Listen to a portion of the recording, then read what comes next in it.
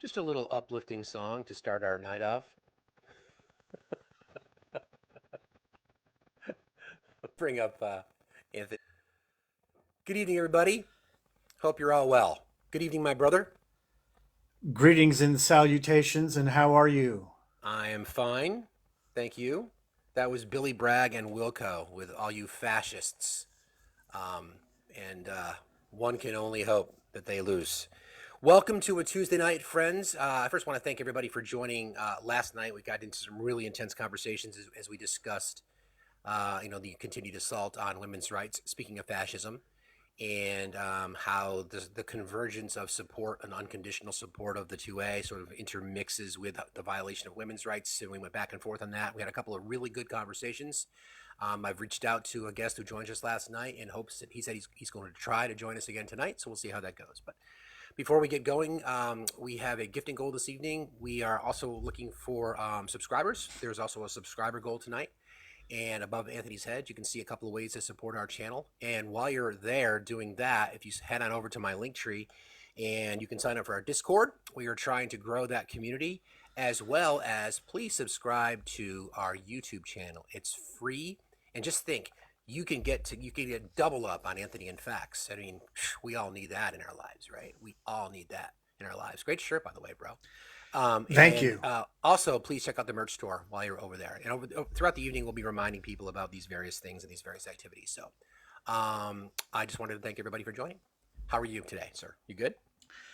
Yeah, I'm fired up, Yeah, as they say. me too. Um, I think I think last night was an important event for many reasons. Most of which is that uh, it is my belief that we continue to differentiate ourselves from other creators and that we are not going to mimic or follow in other people's footsteps. And I'm more and more convinced that having a PM magazine style show is the way to go. Every time we've had a successful show, it has been with a guest presenter or a guest subject matter expert. Hmm. I agree. And the conversation we had with the gentleman last night was a lot of fun and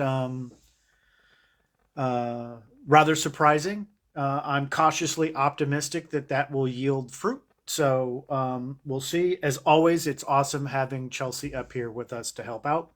Yep. And she'll be Um, back for future events, friends. yeah, Will be back. We're going to be rotating folks through so that we can make sure that we're addressing the needs of all the communities that we stand in support thereof. yes, because we do not speak for those we don't represent. No. Um, I can and, speak for Anthony because I also like the Grateful Dead. I also ride motorcycles. I'm also in my mid 50s. yes, it's really frightening how many things we have in common: food, Food, music. heritage, Um, somewhat. Some of our yes, heritage, right? yes. Yep. And just a gentle reminder that as the show grows and iterates, so too do the rules of the show. Um, we appreciate the amount of work that the mods do for us, and we hope in turn that everyone shows the mods respect. If they reach out to you to ask you a question, please show them the courtesy of responding. If you see my camera go off and you see me address you, you can assume that that's probably not going to be very good for you. So, again, I am the bad cop. So, if you're being disrespectful to our mods, not participating in answering the questions as they try to help our show, protect our live, protect us from being bananaed, right?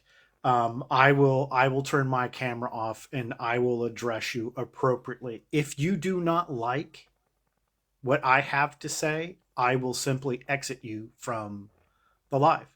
Stage Um, left. I I I do not want our mods being disrespected the way they have on several occasions as of late. And if you don't like that, you feel like I'm calling you out, stage left. Feel free to exit. We are here to provide factual content to not just gain followers or even make money. Although it's nice because it helps. We're both business owners.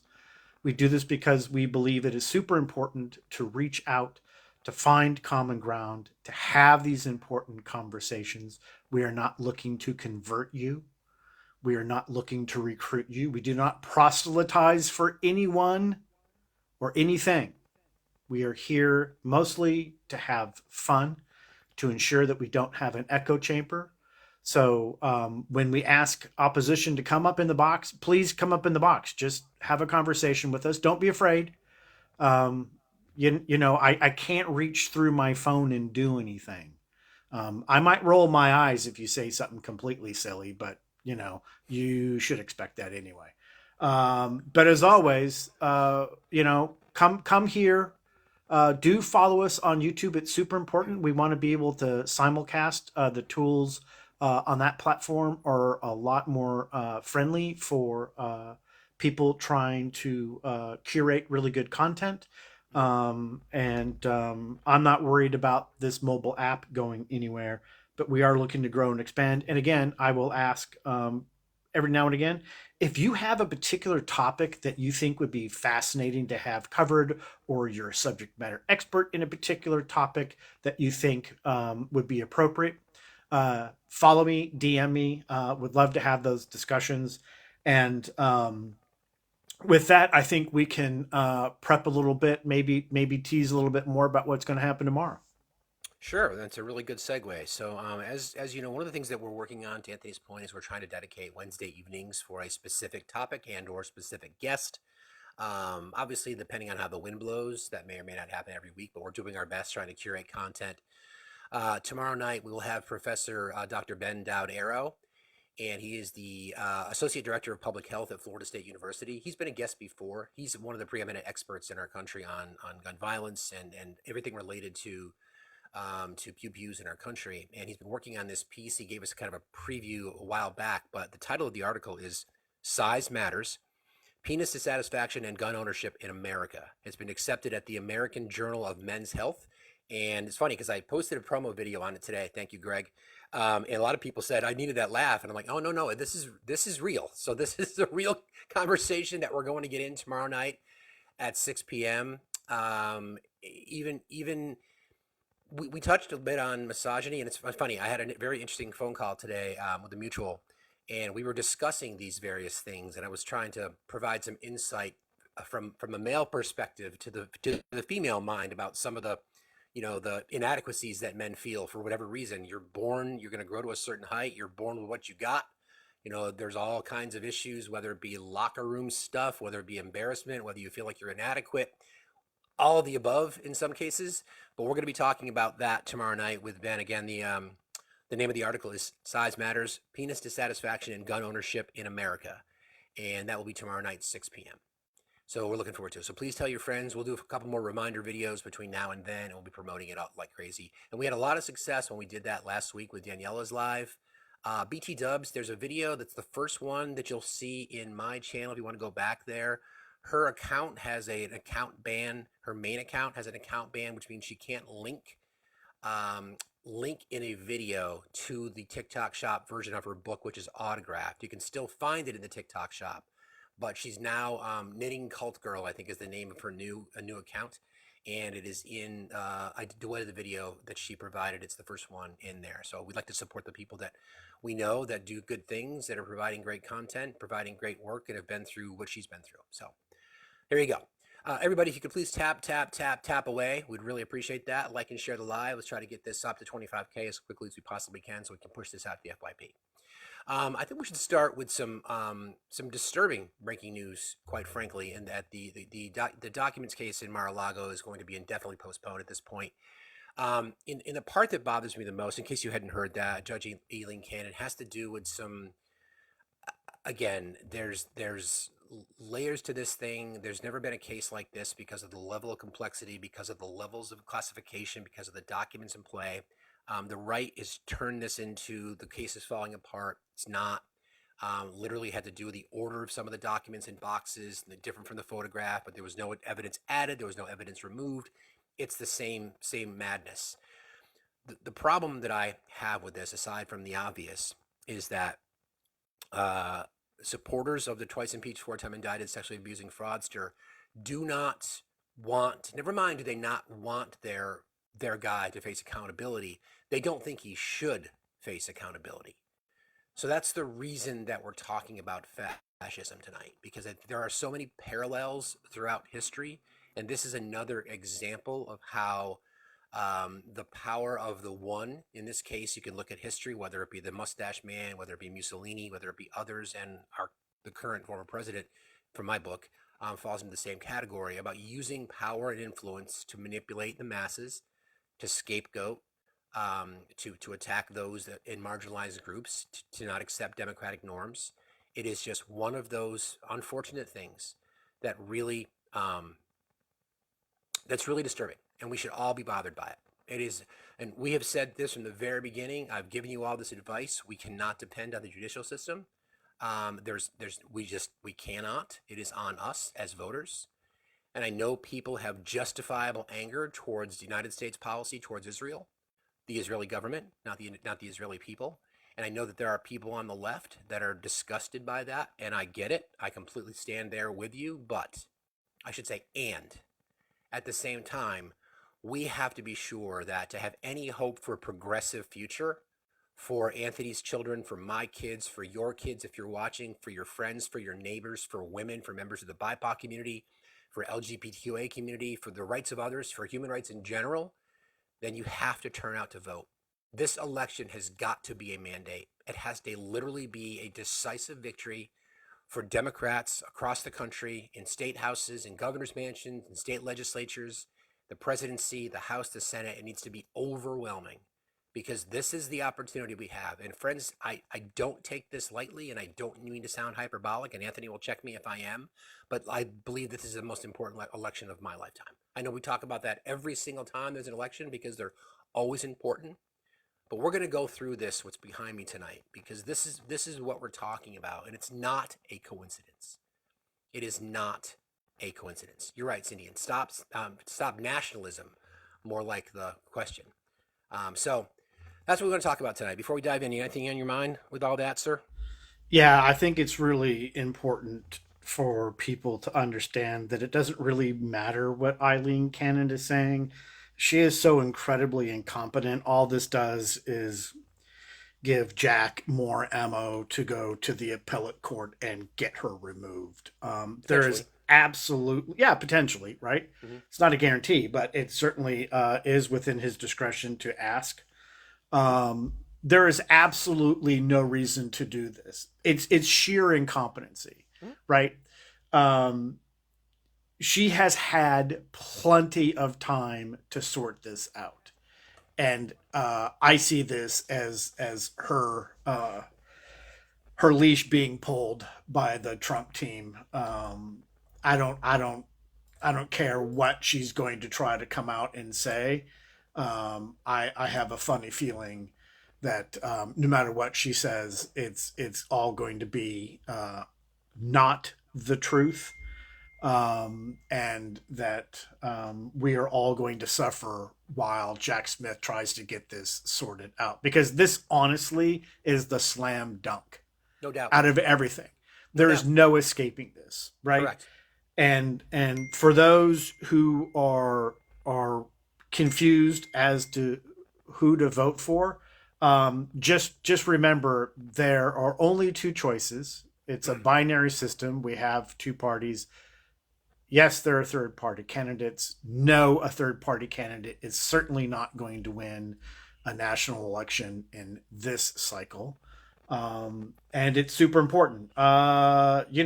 Either you want to go back to Trump and 4 years of nothing, or you want to move forward and try to secure as many rights as we can in the United States. Yes, there are international issues. Those need to be addressed as well. And fingers crossed that Biden comes out and does something net positive to help with those issues he's facing as well. Agreed. Just more sort of details connected to how I also believe that the documents case, the obstruction of justice case, is a slam dunk because there's new reporting. Newly unsealed grand jury testimony from Trump's valet helps explain FBI's desire to search Mar-a-Lago. I'll just read you briefly. This is Trump's valet told investigators before the FBI searched Mar-a-Lago in 2022 that he randomly chose boxes of documents to return to the National Archives, and Trump himself directed that dozens more boxes located at the resort wouldn't be returned. The filings reviewed shed new light on the critical role that Walt Nauta, now Trump's co-defendant in the classified documents case, played in giving the FBI justification to execute the search warrant on the former president's Florida resort. Nauta testified to a grand jury 2 months before the August 22 search about boxes he took from Mar-a-Lago. When one grand juror asked Nauta if he would, quote, just pick some off the top, Nauta said yes. At one point in the process of choosing boxes for Trump to review before returning them to the archives, Nauta said that Trump said was like, okay, that's enough, that's it. So again, every single time we peel back another layer of this, which is exactly my point of the fact that it's not just that his cult and his supporters and his sycophantic followers don't want him to face accountability, they don't think he should. When you have an immunity case in front of the Supreme Court, the claim is that everything is weaponized. The claim is that everybody's out to get him. The claim is that he's a victim. This is what we're talking about. So you want to talk about a witch hunt and how it's election interference and how it's a political persecution? Yeah, I feel that way. I feel like we're being persecuted because we as American citizens who believe in the rule of law will not get the opportunity to see him serve justice in this case, most likely. It's pitiful. It's pitiful. And you can laugh. You can laugh in the comments all you want, but it just goes to show you who you are. And we're going to break this down over the course of this evening. So, without further ado, what you see behind me are some. It's not a coincidence. These are quotes that were associated with the Mustache Man and also with Donald Trump. And I know there's a lot of people that are going to say, well, they're taken out of context. So I happen to find some information, and we can look at historical connections. Exactly, taken out of context. We can find information. We can draw parallels to these exact quotes. So you can read the list there. But I think we'll just start from the top. And I want to talk about. We're going to get into the 14 tenets of fascism. We're going to kind of break those down over the course of the evening, because they're relevant. And the reason that I think it's important for us to talk about is like what we talked about earlier, when Anthony and I mentioned earlier, it's about the people that are on the fence, right? So hopefully we can get Hoppy, who will come back tonight, because he said he's going to vote for Trump, and this is why you shouldn't. Independent voters who might be undecided, you may not look like Joe Biden, but this is what we're talking about. This is what we're facing. So I think we'll start with a video real quick, just a brief 25 seconds about some of the things that the traitor has said himself. Let me just pull this up. All right, stand by.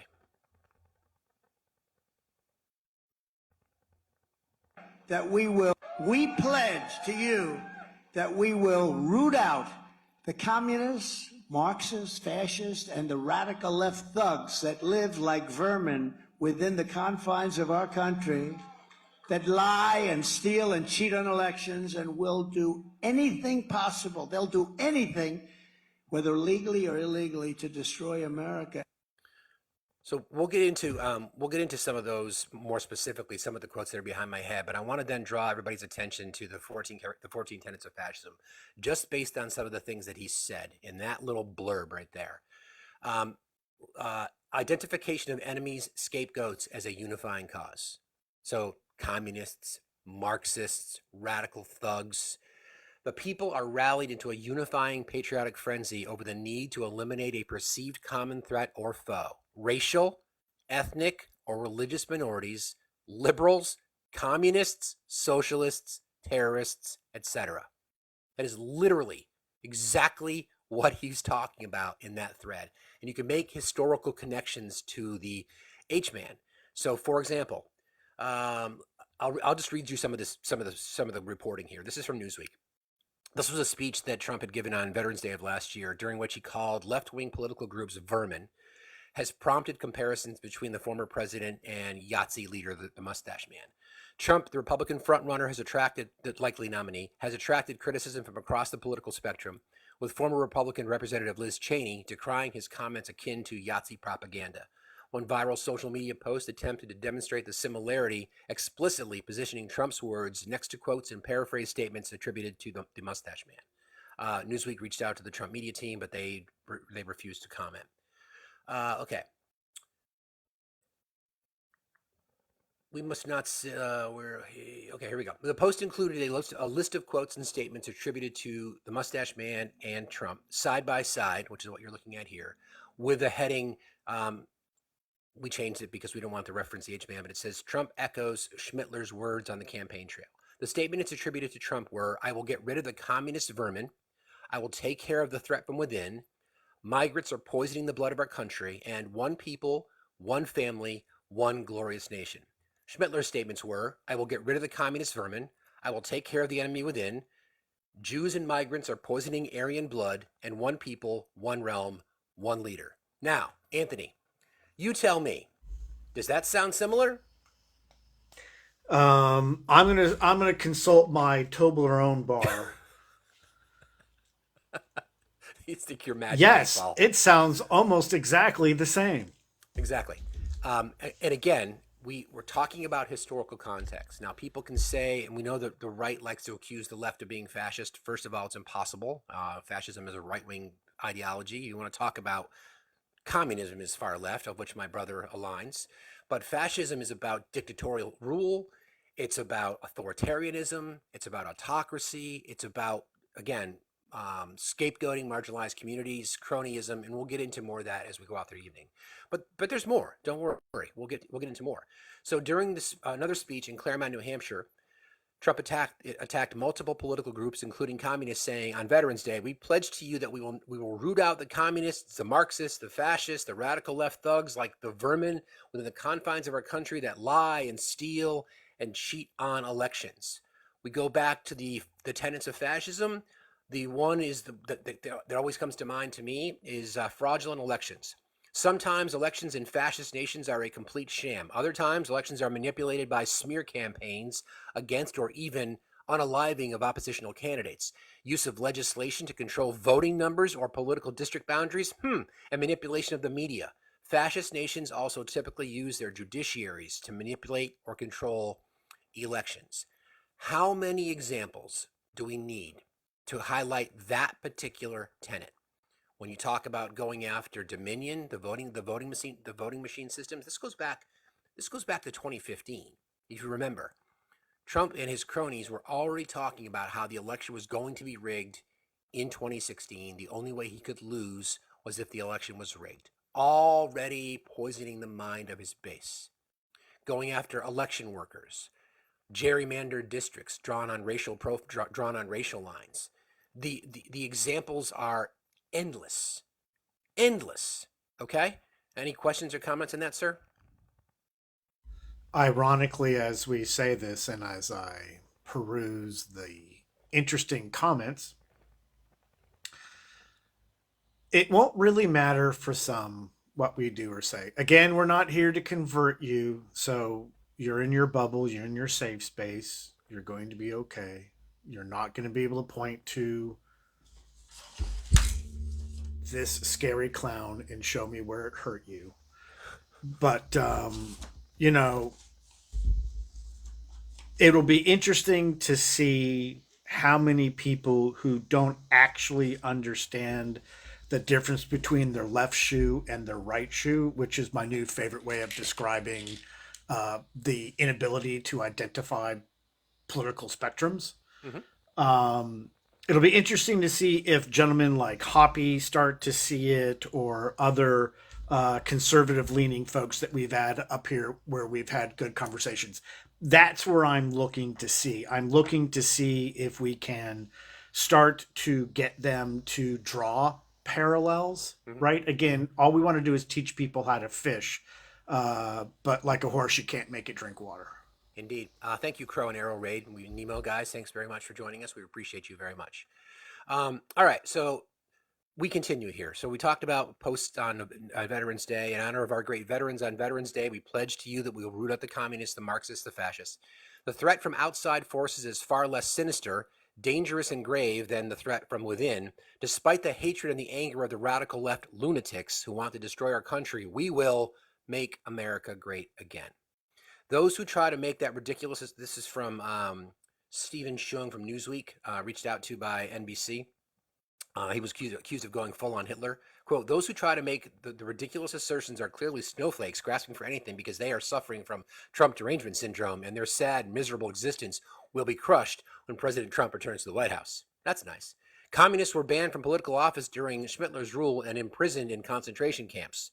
Following an arson attack in the German Reichstag in 1933, the mustache man said, this is God-given signal. If this fire, as I believe, is the work of the communists, then we must crush out this unalivus emrus pest with an iron fist. Now, again, word for word, verbatim, no. But the obvious intention is exactly the same, and it's not a coincidence. While Newsweek was unable to find a verifiable direct quote that referred to communists as vermin, the term was used by Schmittler to describe communities and races he detested. He was quoted in 1942 referring to inferior races as vermin. We know that Trump has referred to immigrants as vermin. We're going to get into the poisoning the blood element in just a minute. Nature is cruel, therefore we are also entitled to be cruel, Schmittler said. I'll read that again. Nature is cruel, therefore we are also entitled to be cruel. You've talked about this in earnest, Anthony, about how the intention of the right is to make people suffer. It's cruelty by design. It's hatred by design. These are things that are real. These are things that are happening right in front of us. And anyway, more quotes from the mustache man. When I said the flower of German youth, when I send the flower of German youth into the steel hail of the next war without feeling the slightest regret over the precious German blood that is being spilled, should I also have the right to eliminate millions of an inferior race that multiplies like vermin? We obviously know who he's talking about historically. And then you can draw a straight line to marks that Trump has made today about vermin, referring to immigrants, poisoning the blood. Something on your mind? I can tell. I also find it super ironic that men like Trump, who never had the stones to raise their hand and serve in the military, have never done a day's work in their life, Right. have never had to go to the grocery store or pump gas, right? All of the things the rest of us do on a regular, right? Is projecting, right? And he's always trying to be a tough guy, but there's nothing tough about being born on third base and claiming that you hit a home run. Correct. There's nothing tough about not being able to string together a coherent sentence, even when trying to insult people.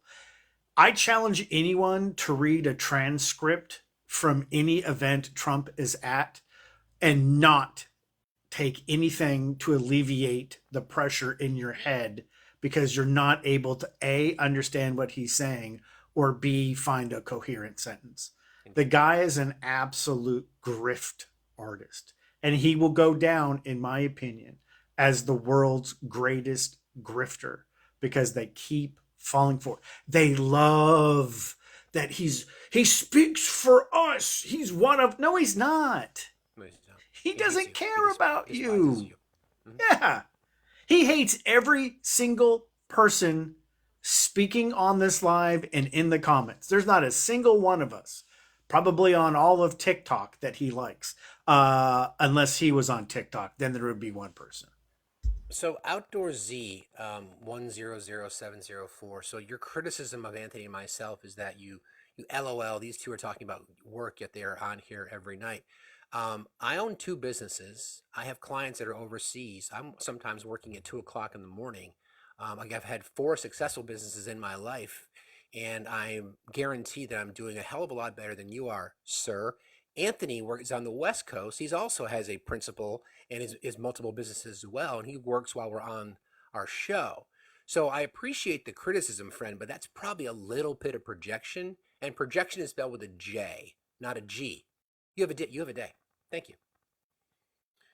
All right, we continue. The presence and threats to communists in German politics was, of course, greater than exists in the USA today.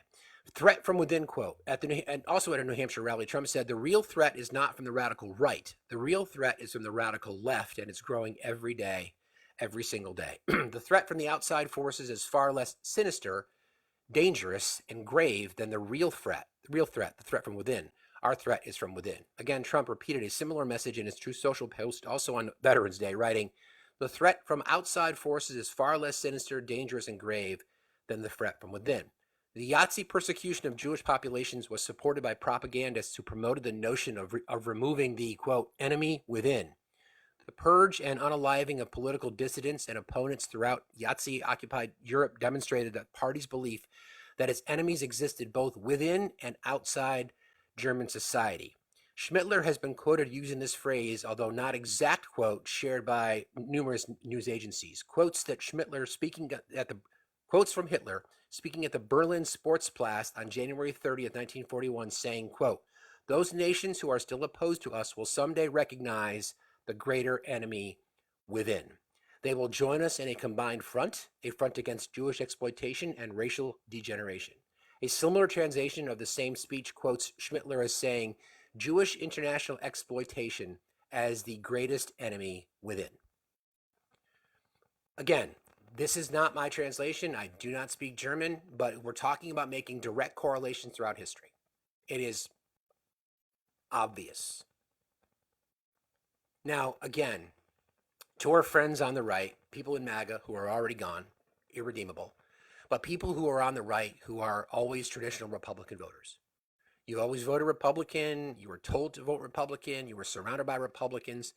Do you really want to align yourself with somebody who's quoting Schmittler? Do you really want to align yourself with someone who has reportedly a copy of said Schmittler's book in his bedside table in the drawer? Do you really want to align yourself with somebody who idolizes authoritarians around the world, praises Viktor Orban, trusts Vladimir Putin, praises autocrats like Xi Jinping, Kim Jong-un?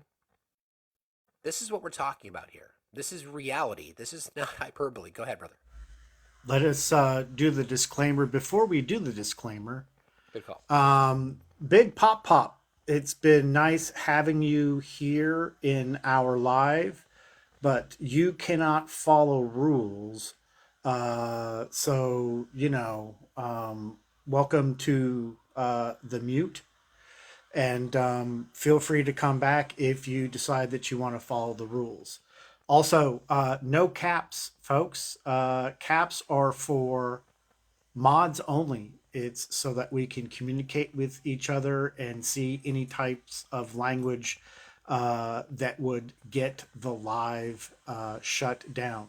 So please, caps are for mods only. Thank you. And now, the best disclaimer you've ever heard. TikTok. It is our intention during these live broadcasts to only provide fact-based information to the absolute best of our ability. We strive to never spread misinformation or to platform those that do. Opinions of our guests or commenters are theirs and theirs alone and do not reflect those of the host. Hate speech is not allowed, and we are diligent about policing it. This platform is for educational purposes only. We now return you to our regularly scheduled pandemonium, already in progress. Oh, yeah. Thank you, Chris Lewis.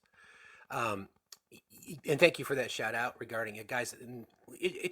We just ask out of respect, just not use all caps unless you're the mods. If you don't want to play by the rules, then what's the point of being here? Literally, I mean, they use it to communicate. It's important. It's a tool that they use. and we want people to, respect that. Similarly, if you really would like to engage with what we do on our channel, please consider joining the Discord. Link is in my bio. You can walk on right over there, click on the little button, sign up, join us. It's fun. We have a good time. And if you'd like to if you want to show support for the channel, you can do so. There is a gifting goal this evening, and we are looking for 9 subscribers to hit our subscriber goal tonight. All right, so let's kind of continue a little bit, if we can. One quick second. Thank you. All right.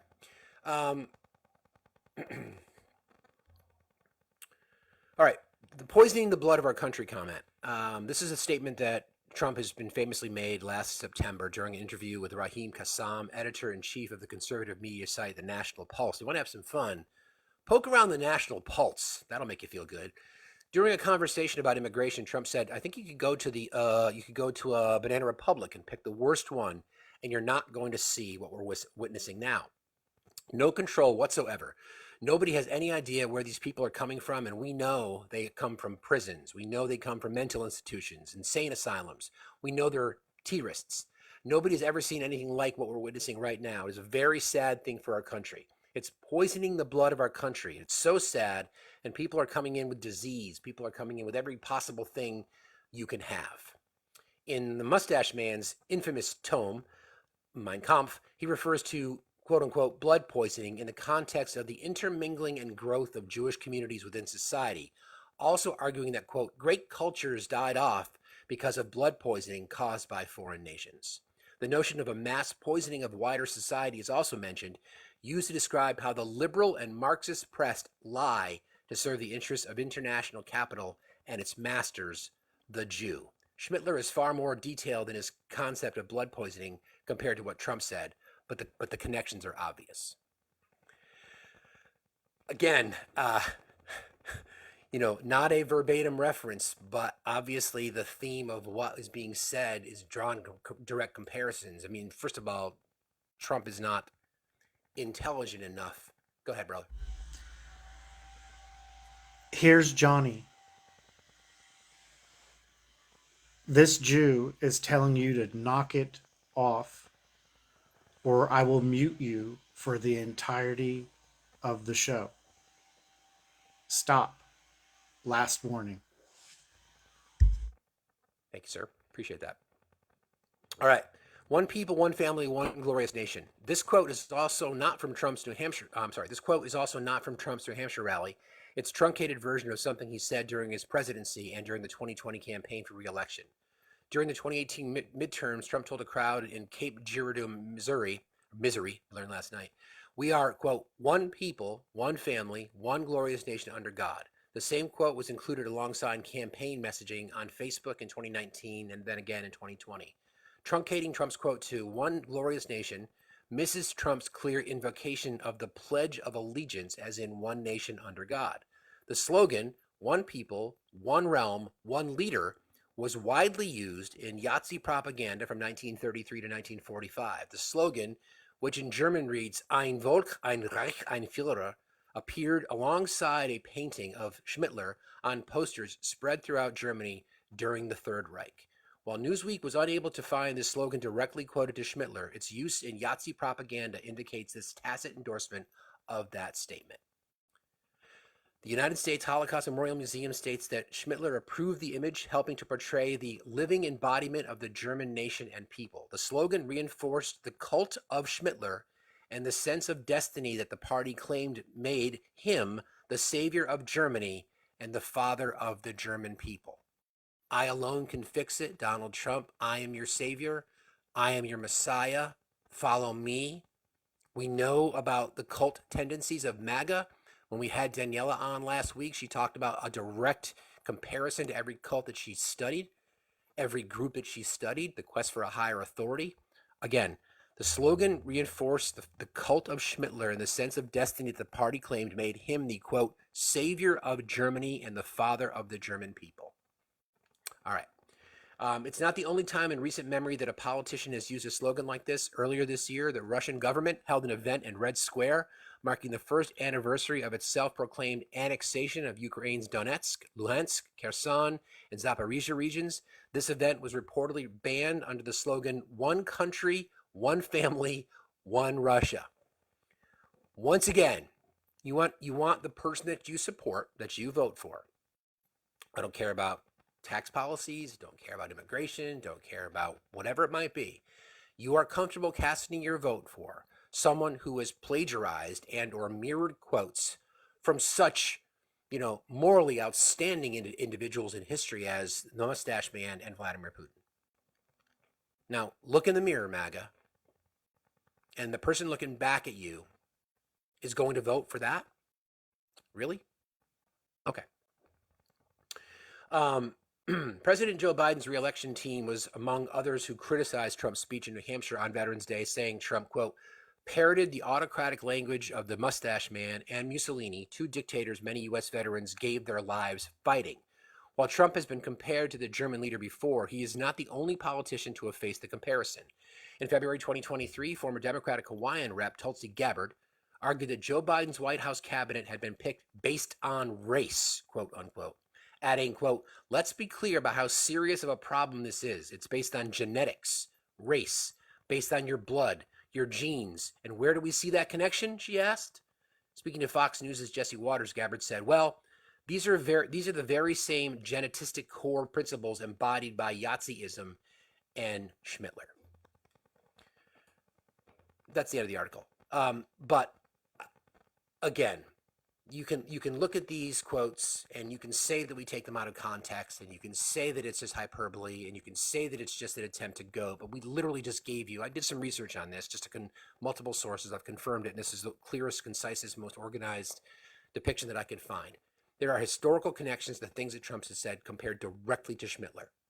Again, aligning yourself with that ideology, aligning yourself with that level of hatred, that's why, MAGA, we tell you you're fascist. That's why. Any comments on that, Anthony, while I take a drink? Coffee, not anything else. Yeah, it's so easy for us to catch him in all this bullshit. Mm-hmm. Right? And again, he thinks he's Putin. He thinks he's Mussolini. He thinks that those are manly men, Mm-hmm. right? And so the whole problem is that he can't keep his mouth shut, and he's never going to stop, right?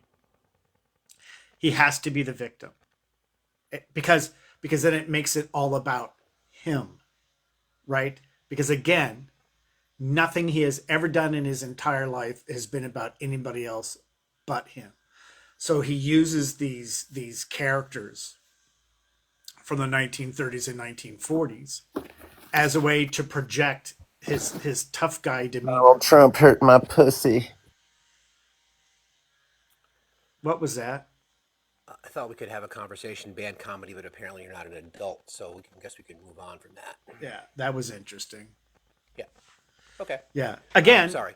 More projection. Another guy that thinks he's John Wayne. For those of you that are not aware of who Marion Wayne is, he was a coward, a bigot, a racist, and a draft dodger. Yes, that's right. He had the stones to play cowboy and dress up. But maybe that was a different issue. Anyway, moving on. All right.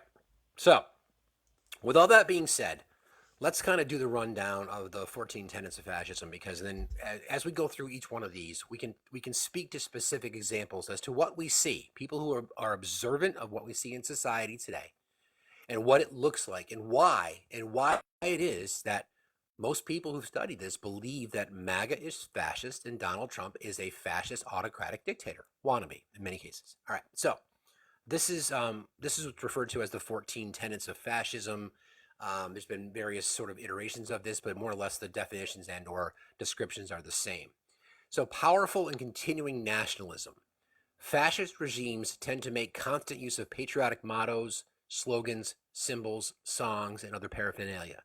Flags are seen everywhere, as are flag symbols on clothing in public displays. Gee, let's think about that for a second. I can see from my office two examples of continuing. So again, we talk about there's nothing wrong with supporting your person, but when we see examples of pictures of Trump riding a velociraptor or an eagle or MAGA merch everywhere, these are examples of what happens in autocratic fascistic regimes where they put the onus on symbolism, as it's referred to as powerful and continuing nationalism. The difference between nationalism and patriotism is exactly what we're talking about. You're not a patriot, especially if you're a veteran and support Donald Trump. You're a nationalist. And that goes back to isolationism. That goes back to Woodrow Wilson coming off the Depression. That's what led to the rise of the Reich, because he was such an isolationist that he did not want America to pay attention to the rest of the world. And that's where we see the rise of the Reich. That's what happened. So again, there are historical connections to all these things. But powerful continuing nationalism, I don't think there's a debate about that one. Do you, Anthony? No, not at all. Nope. All right. Number two, disdain for the recognition of human rights. Because of fear of enemies and the need for security, the people in fascist regimes are persuaded that human rights can be ignored in certain cases because of, quote, need. The people tend to look the other way or even approve of torture, summary executions, assassinations, long incarcerations of prisoners, etc. Now, we put that into modern context and modern language when we're talking about the rights being taken away from marginalized groups. It's constant in the BIPOC community, still happens today from a voting rights perspective. Obviously, women's rights under threat. Obviously, rights of our LGBTQ brothers and sisters under threat constantly. The eradication of said groups. If you look at Project 2025, if you look at legislation being passed across the country, banning gender affirming care, the list goes on and on and on and on. Any comments on that? No comments on that, but mods, be aware the white supremacists have shown up in force in our live this evening. Do not mute or block them unless otherwise informed. I will be doing screen grabs of their little chirpy chirps, and I will be addressing it in a different manner. Although, Okay. if you are a person that would like to come up and have a conversation, feel free to jump in the box. Thank you, sir. Appreciate that. Yeah, so human rights constantly under attack. We see it every single day. Once again, these tenets have been around for a while as we see the rise of fascism and we see the rise of right-wing ideologies and autocracy across the globe. This is not unique to America. This is just another example of what we see, which is why you see the global community rallying against fascism, because they see it too. Number three, identification of enemies, scapegoats as a unifying cause.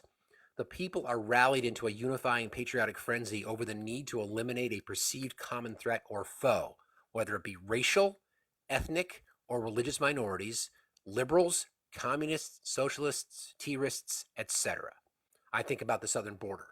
I think about the scapegoating of human beings looking to have a better life because we've put them in that position to begin with. So that's the one that comes to mind right away. About, as long as they do it, I don't want them illegals labeling them, right? But yet covering themselves in the veil of their own Christianity, of their own faith, expecting our country to be a Christian nation when we know full well that it's not. Comments? Yeah, the irony of folks, one, claiming to be Christian, two, completely not understanding the fact that folks that overstay their visa are a much larger problem than folks coming from the southern border, ignoring the 141 years of history in which we have upended governments, causing strife, stealing natural resources, which causes mass migration upward.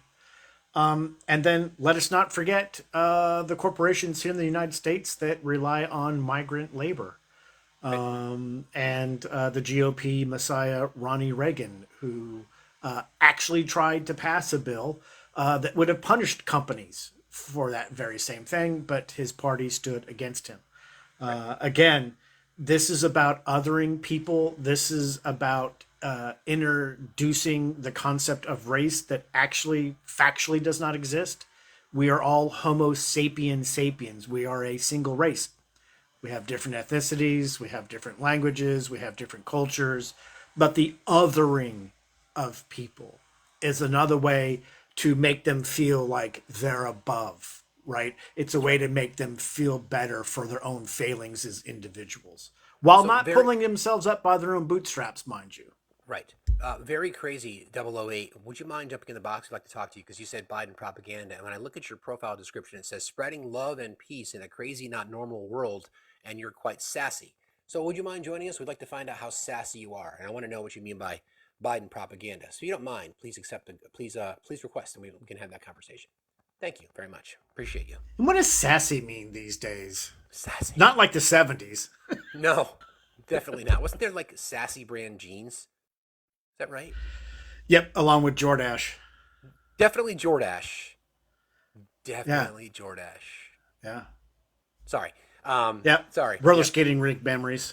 I was just gonna thinking the same thing. Flared Jordache. All right. So we did identification of enemies as scapegoats, and there's so many examples. Unless you're cis white hetero Christian, you're an enemy. You become a scapegoat. You become a target. Supremacy of the military. Even when there are widespread domestic problems, the military is given a disproportionate amount of government funding and the domestic agenda is neglected. Soldiers in military service are glamorized. Soldiers in service are glamorized, but not veterans in a fascist regime. And the part that gets me is even when there are widespread domestic problems, so the fake border crisis, right? When National Guard troops, Texas National Guard troops are sent there to, again, scapegoat the perception of enemies, they are given a disproportionate amount of government funding and support. The domestic agenda is neglected. A $885 billion military budget while children are starving in our country. Right? Again, veterans are only used as props. They only like the fact that we can go to war. They don't give a single shit about us once we get home, as Exactly. evidenced by the lack of funding for the things that we need that we were guaranteed we would have when we got home. Right. Okay, so rampant sexism. The governments of fascist nations tend to be almost exclusively male dominated. Under fascist regimes, traditional gender roles are made more rigid. Opposition to abortion is high, shocker, as is homophobia and anti gay legislation and national policy. Do we even need to talk about that one? No, didn't think so. Okay, control the mass media. Sometimes to media is directly controlled by the government, but in other cases, the media is indirectly controlled by government regulation or sympathetic media spokespeople and executive. Censorship, especially in wartime, is very common. So for those of you who've not read Project 2025, there's some three-letter agencies that are really disturbing that a future Republican administration headlined and fronted by Trump want to kind of collapse. One will be the FTC, which is the Federal Trade Commission. One would be the FEC, which is the Federal Election Commission. Those are scary enough because the FTC is the group that organizes trades and treaties. The FEC is the Federal Election Commission, and we'll get to that one coming up. But the FCC as well, as a former license holder within the FCC, we're talking about the airwaves, ladies and gentlemen. We're talking about freedom of the press. We're talking about the ability, unlike what's happened in Israel when the Israeli government pulled Al Jazeera's license so they couldn't cover it. That's an example of what happens when we're talking about things like this. So don't give me your nonsense about TikTok. You guys are squelching free speech. Bullshit. Wake up. Read a book. We're talking about literal control of the media. That's what Russian propaganda is.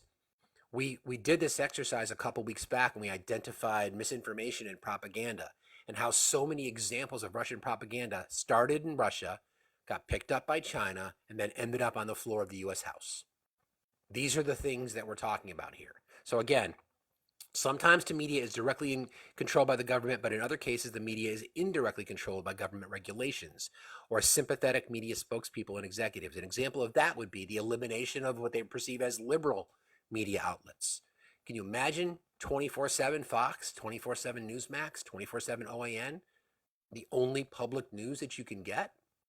This is what we're talking about. Again, I wouldn't want that as somebody who's on the left. First of all, there is no such thing. There's media biases, but there's no left-wing media. There's no right-wing media. Well, there is, but it's not all owned by the left, is my point. It's just Well, comical. in fact, they're publicly traded companies, so they're owned by, and this may be a concept for some people, a class of people called shareholders. Exactly. That's who owns them. The corporate So class. please stop with the left and right argument. Large media corporations are publicly traded entities, except for, I think OAN probably is not. They're too small. And they're owned by shareholders, and Correct. they are for-profit organizations.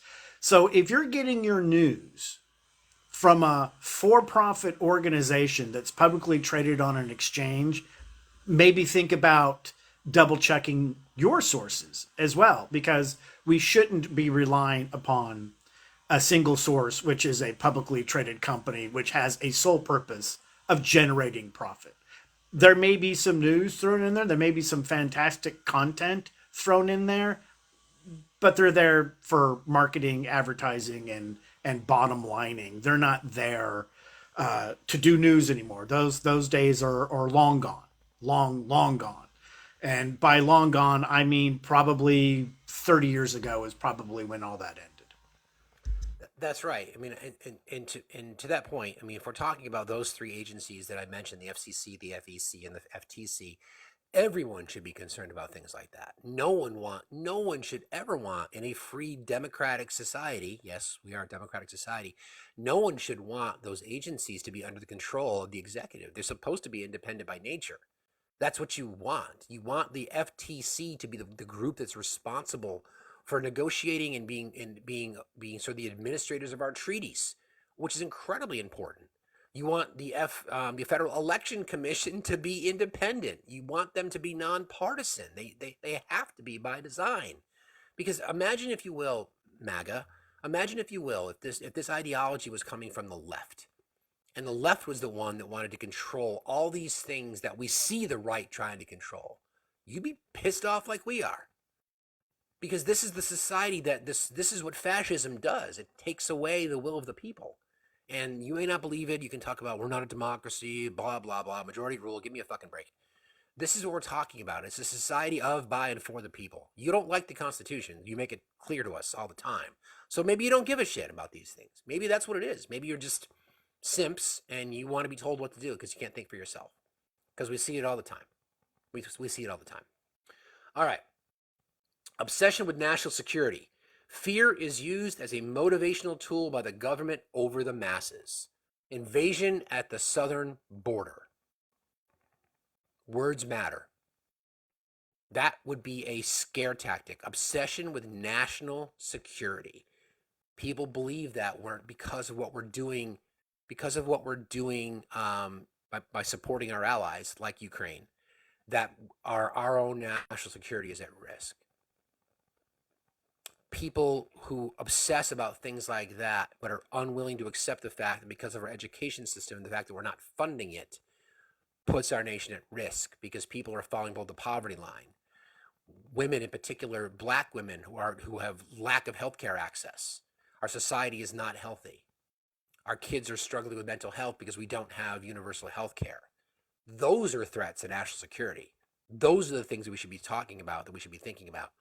Not your bullshit Civil War hard-on fantasies.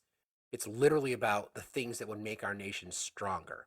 Security is not just how big your fence is. It's the people that are there. It's the people that make your country secure and what we do. Go ahead. You got something you want to say, Anthony? Yeah, again, it's the people who don't understand how you can walk and chew gum at the same time. Right. Right. Right. The United States is capable of doing multiple things. Some things we get right, some things we don't get right. But, we can do more than one thing at once. And I don't know who Cover Consciousness is, but I've never seen anyone get this much attention from the chat. This is very fascinating. I keep saying like at Cover Consciousness. So I don't know who you are, but dang, you are like super popular. I would love you to get in the box. Please, I want to know more about what it is that you're saying or what you have to say. Because again, seriously, I've never seen anyone get that much attention. So that's quite fascinating. Also, if you all could please exercise your thumb and or your finger, your whole hand if you need to, and tap that screen, please. It helps us stay on the For You page and helps us protect the live. Mods, you are doing a freaking amazing job. Keep it up. Love you all. Appreciate you guys. Okay, so we did obsession with national security. So religion, and this is your favorite, Anthony. Religion and government are intertwined. Governments in fascist nations tend to use the most common religion in the nation as a tool to manipulate public opinion. Religious rhetoric and terminology is common from government leaders, even when the major tenets of the religion are diametrically opposed to the government's policies or actions. I'll let you start on that one if you want to. We are not, nor have ever been, a Christian nation. Our By nation design. is not, by design, our nation is not funded upon Christian principles or morality at all. And if you read the letters that were written between the founding fathers, you would come to understand that most of them were deists. Many of them spoke more than one language. They read, they educated themselves. But the one thing they did not want was to be like England. They didn't want a king. They didn't want a church. They didn't want the Church of England to be here in the United States. They weren't concerned if you had a particular brand of faith. As a matter of fact, they were quite fine with that. They just didn't want it in government, and it doesn't belong there. We don't need it there. It doesn't do anything other than promote confusion and make us look like the nations that we don't want to be like, those that have nationalized religions, religions in which government and military are intertwined. I give you Iran as an example of Great that. example. Yeah. Great example. So Not that there's anything wrong with my Persian brothers and sisters. God knows I love your food, but right now your government's a little fakakta. indeed. Um, this is what's referred to as the Establishment Clause. It's the First Amendment to the Constitution, and I know many of our friends on the right have not read the Constitution other than the 2A, and they don't even understand that.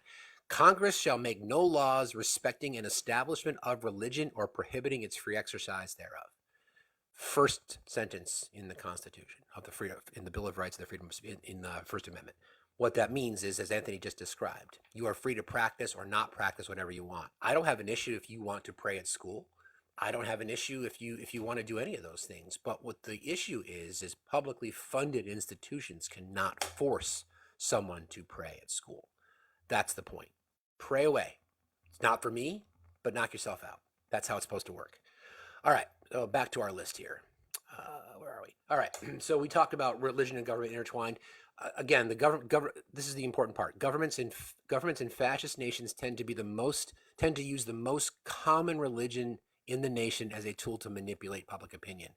The belief on the right is that they believe America is a Christian nation, and to Anthony's point, we are not, never have been, never will be. Well, shouldn't say never will be.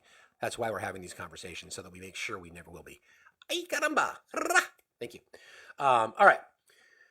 Corporate power is protected. The industrial and business aristocracy of a fascist nation often are the ones who put the government leaders into power, creating a mutually beneficial business-government relationship and power elite. Now, don't get me wrong. Our capitalistic system, supported by both major parties, have put corporate power in charge. We are victims of corporate power. We are victims of corporate greed. We are victims of the oligarchy that exists in our country, the 1%, so to speak. Where the lines are clear, though, is when you get right-wing ideology, Republican tax cuts, when you get constant promotion of loopholes to corporations and to the richest. Case in point, when you feel like you need to, when the right feels like they need to borrow from your future, our future, Social Security to fund the tax cuts that they hand out. Simultaneously, people on the right, I'm going to sneeze. Nope. Sorry. People on the right who complain about welfare programs. Yes, I am going to sneeze. Hold on. Nope. People on the right who complain about welfare programs for the poor, people who need it, yet they do not complain that corporations are the biggest recipients of welfare in our country. That would be an example of corporate power being protected. Just recently in a fundraiser at Marifato, the twice impeached, four-time indicted, sexually abusing fraudster told his rich cronies, his rich donors, that I'm going to make you richer. At the expense of whom? That would be the rest of us. We're talking about coming off of World War II. The corporate tax rates, I think, were 55, 56%, somewhere along those lines. Individual tax rates were even higher for the richest, 75, 80, even 90%. And the middle class was thriving. Unions were growing. The manufacturing was growing. Our country was humming. That's the era in our country that created the middle class for the most part. Suburbs were built. Public schools were going up like crazy. The rich got rich. They just didn't get as rich at the rate as they are now. Yep. Countries across Europe, you can look at Scandinavian countries who've got high tax rates. People complain about that. They have millionaires and billionaires there. But their society has healthcare. Their society has some of the best education on earth. Yep. Comments, Hey, Fred? Band Comedy, I'd like to welcome you back. And I'm going to give you an exclusive offer. You can pick one of the following. You can pick Get in the Box, or you can pick Exit Stage Left. What will it be? He's not brave enough to get in the box.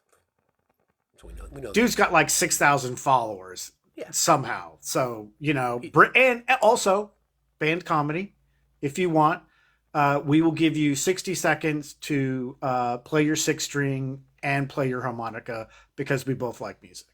Yeah, sure enough. All right, so corporate power protected at the expense of labor power. So labor power suppressed because the organizing power of labor is the only real threat to a fascist government. Labor unions are either eliminated entirely or severely suppressed.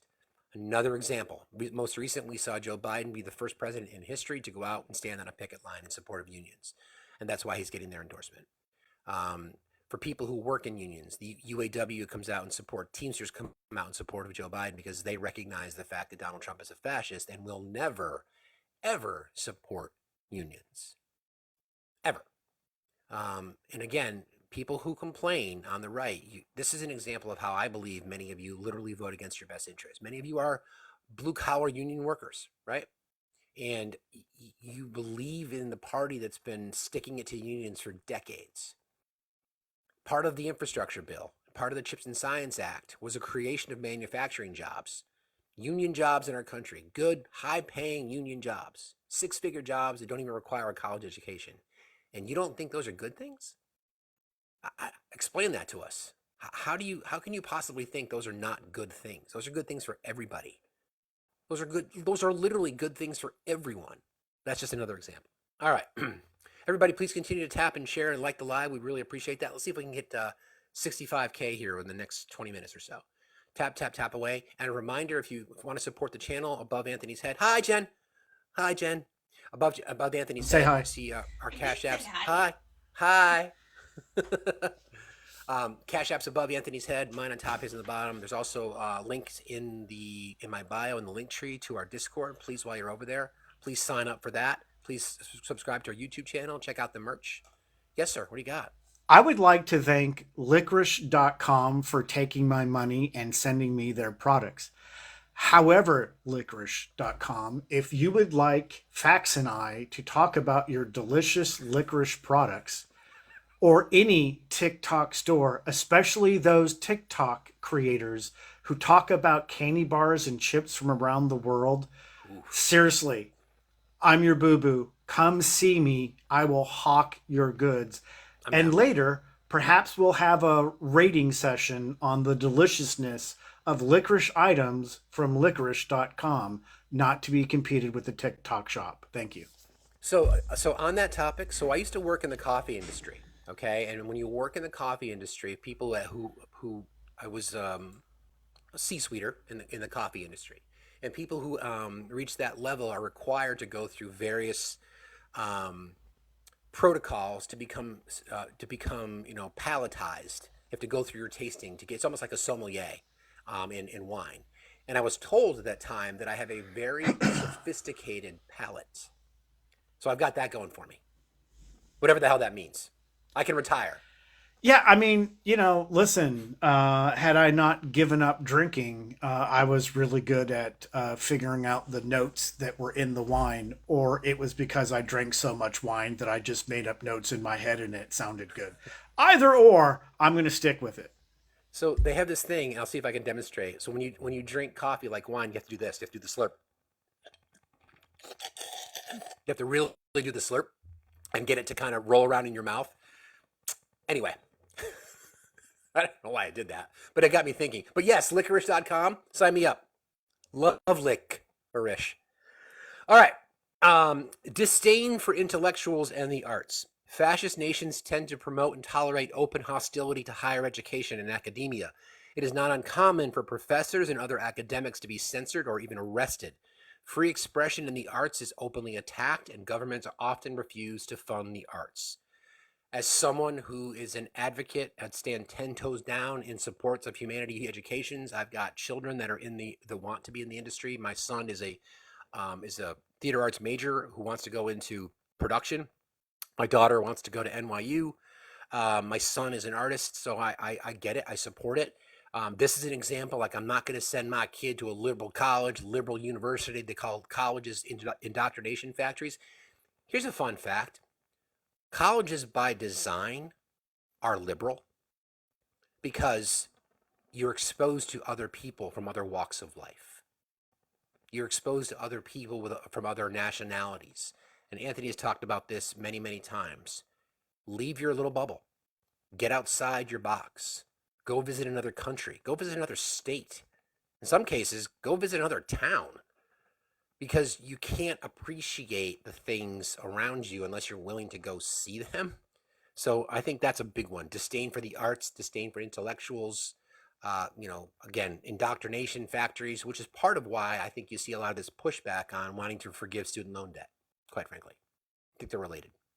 Comments on that, sir? No,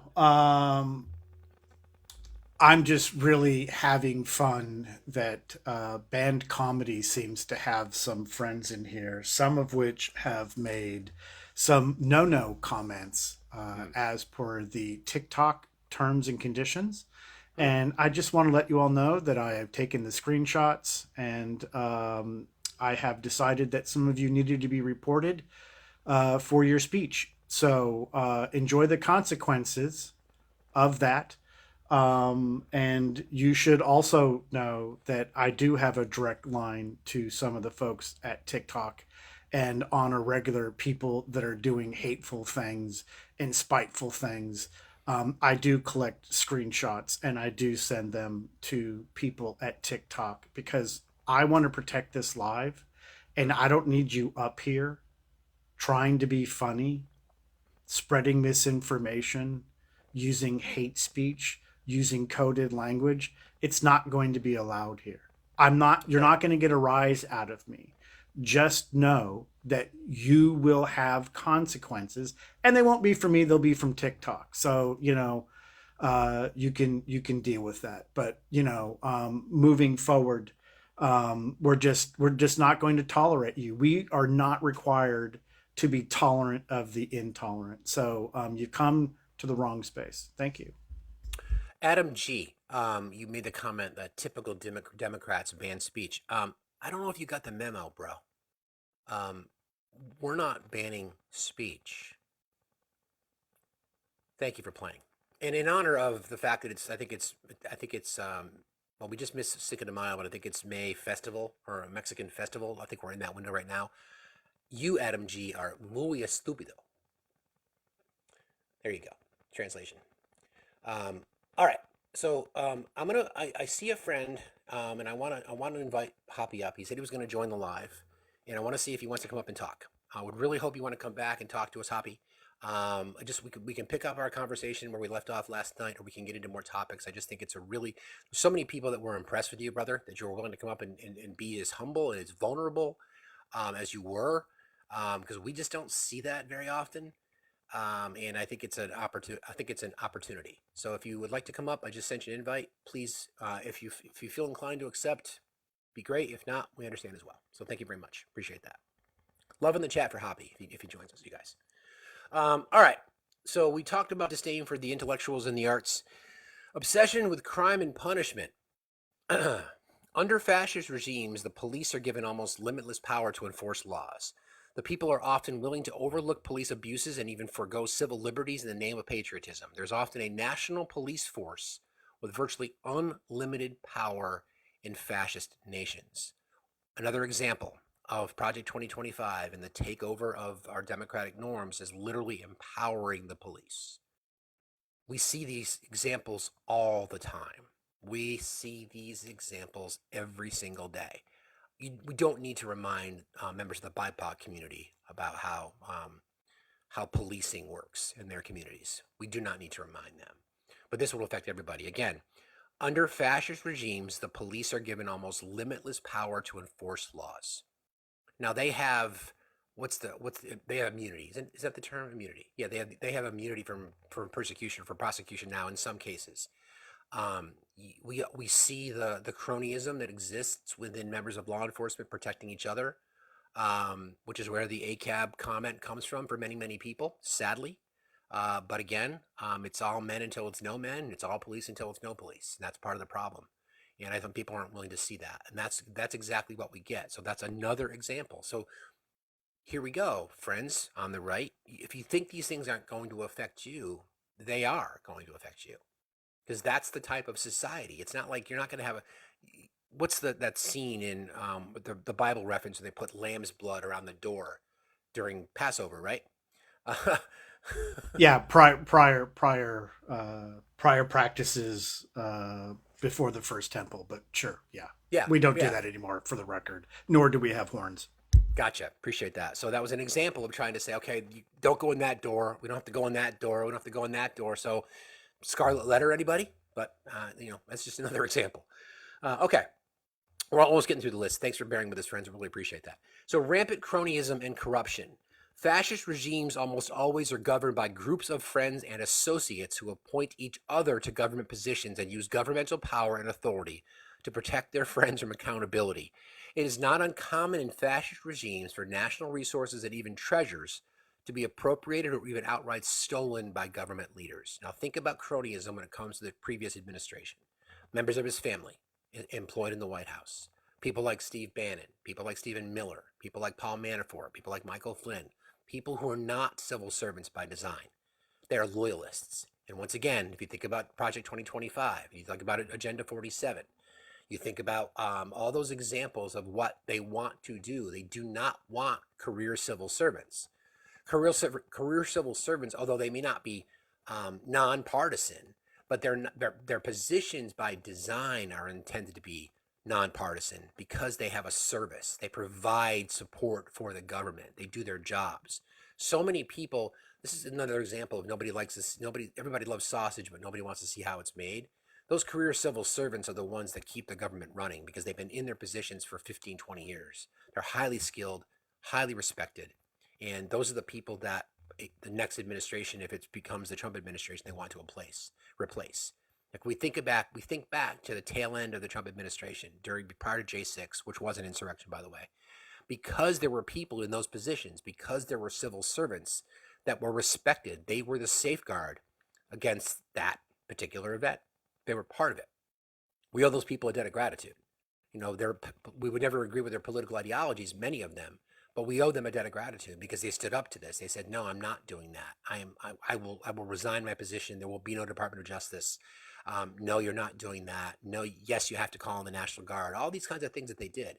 Imagine if you have an entire administration from top to bottom through every wing of our government, through blurring the lines, bringing the control of the DOJ under the executive branch, and you have these loyalists. I mean, Trump has told us flat out that he will use the power of government to go after his political allies. That's an example of cronyism. And then finally, actually, I want to go back real quick because something I missed on obsession with crime and punishment. One of the tenets of Agenda 47 was Trump wanting to lock up houseless people. So the idea behind banning urban camping. So by making it an offense, by arresting people who violate that urban camping ordinance, and we can play the audio if we have to because people won't believe it, but by banning urban camping, he wants to arrest people and put them in internment camps. Parcels of land purchased and then people forced, arrested, which means you're confined. An internment camp means you're confined. And that would be an example of violating the rights under the Fifth Amendment, due process, on the ability for people to have their case be heard before imprisonment. And this is what we're talking about here. That's another example of using the power of law enforcement to take away the rights of people. And again, I will remind folks that a lot of the houseless population, I think we said the number is roughly 10 to 12%, somewhere in that range. Don't quote me on that. We can get that number. But 10 to 12% of the houseless population are veterans. So you want to, again, we went back to that supremacy of the military, but not veterans. Lock them up, right? Lock them up. So you agree with locking up veterans, attaboy? Really? Really? Come up and talk to us about that, if you don't mind. I just sent you an invite. So that's an example of what these fascistic powers look like, wanting to lock up vets if you're houseless, right? Just because you're houseless. There's so many Americans in our society today that are 1 or 2 paychecks away from being houseless. That could mean people who support Donald Trump. And then if you're houseless and you end up sleeping on the street because that's the only option you have, then you could be arrested. For what? Losing your job? For what? And then they blame it on substance use disorder. Another excuse. More scapegoating. Blame everybody else except the issue. All right. Then finally, fraudulent elections. Sometimes elections in fascist nations are a complete sham. Other times, elections are manipulated by smear campaigns against or even assassination of opposition candidates, use of legislation to control voting numbers or political district boundaries, and manipulation of the media. Fascist nations are also typically use their judiciaries to manipulate or control elections. Gosh, there's so much to unpack with that one, right? We can start with gerrymandering. We can start with Jim Crow laws. We can go to gerrymandering. We can talk about violation of the Voting Rights Act, violation of civil rights, the reason that we had to create amendments to our Constitution to make sure that people are protected. These are examples in our history. And then sadly, people who want fascist and autocratic takeovers of our country want to go back in time, thus make America great again, when women can't vote, when members of the BIPOC community can't vote. We already see how these unconstitutional gerrymandered district maps are drawn, and overwhelmingly, even the conservative Supreme Court has said you can't do that. That's a violation of the Constitution. Some states have said, well, they're not going to abide. It just happened in Louisiana, right? So Alabama and Louisiana are sort of landmark cases because the black population in that state has been underrepresented by the way the congressional maps were being drawn. So that's another example. Yes, brother. Hey, CP, I don't know if it's the fact that your 5-gallon hat is too tight on your head or that the cigarettes are choking off the oxygen to your brain. I gave you 2 choices. I'm going to give you exactly 3 minutes to request to get into the box, or you will be shown the door. Indeed. So that's the list. When we look at, I think we can easily point, it doesn't take much. I mean, obviously you guys know that Anthony and I do some work on this kind of stuff, and we spent some time thinking about it, and I've read about fascism, and I've invested time to try to understand it. So I think it's easy that we can draw these comparisons to what we see, and then we connect that to the connections that we made with the speech from the former guy, and you can see the kind of society that he wants. And again, the question that we ask MAGA, because you're also the ones who stand up there all the time and you say you care about freedom, you care about democracy, or, well, you care about your rights within it. And those rights will be gone under a fascist regime. So thank you for giving me that opportunity, Anthony, to kind of go through that, bro. So what's on your mind, sir? Anything else you'd like to discuss in that regard, or we can shift topics if you need to? I think it's really important to focus on the veterans community, Please, go the for it. homeless community, which includes the veterans community. I see a lot of brave Trumpers in the comments chirping and chirping and chirping. None of it is actual information that is useful for a conversation nor factual in any way. I don't ever see folks like that.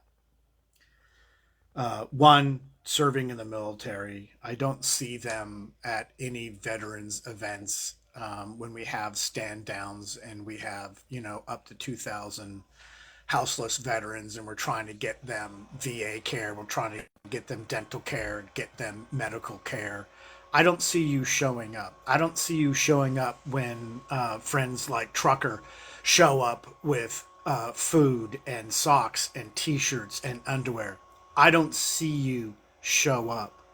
I don't see you at Veterans Court volunteering to help keep veterans out of jail and get them into the care that they need. I don't see you feeding your neighbor that's hungry. I don't see you doing anything but being self-serving narcissist like Trump. It's cute that you like to come here and drive our numbers up and chirp in the comments. I think that's fantastic. Thank you, because it does help keep us on the For You page for people that actually want to make a difference. But at this point, it looks like CP, your 3 minutes are up. So I'd like to say to you, Vios con Dios, muchacho. You are out of here. And,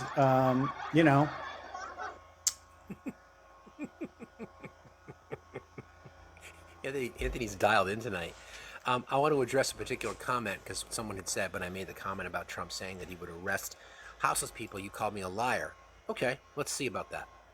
Ban urban camping wherever possible. Violators of these bans will be arrested, but they will be given the option to accept treatment and services if they're willing to be rehabilitated. Many of them don't want that. But we'll give them the option. We will then open up large parcels of inexpensive land, bring in doctors, psychiatrists, social workers, and drug rehab specialists, and create tent cities where the homeless can be relocated and their problems identified. But we'll open up our cities again, make them livable, and make them beautiful. Back to the beginning, real quick. Ban urban camping wherever possible. Violators of these bans will be arrested. Okay, ban urban camping. Violators of this ban will be arrested. Right? Yeah. Ban urban that was quite camping. clear. Violators of this ban will be arrested. So, explain that, MAGA.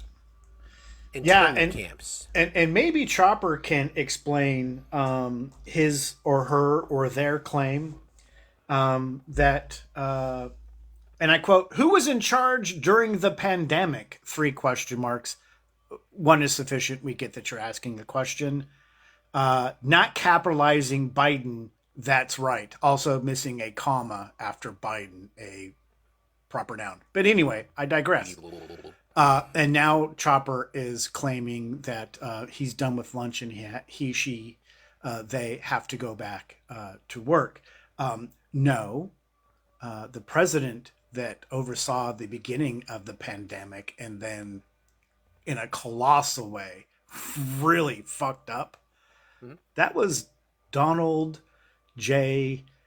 Trump. Remember the guy that thought maybe you could inject bleach or put light in you? Remember that guy?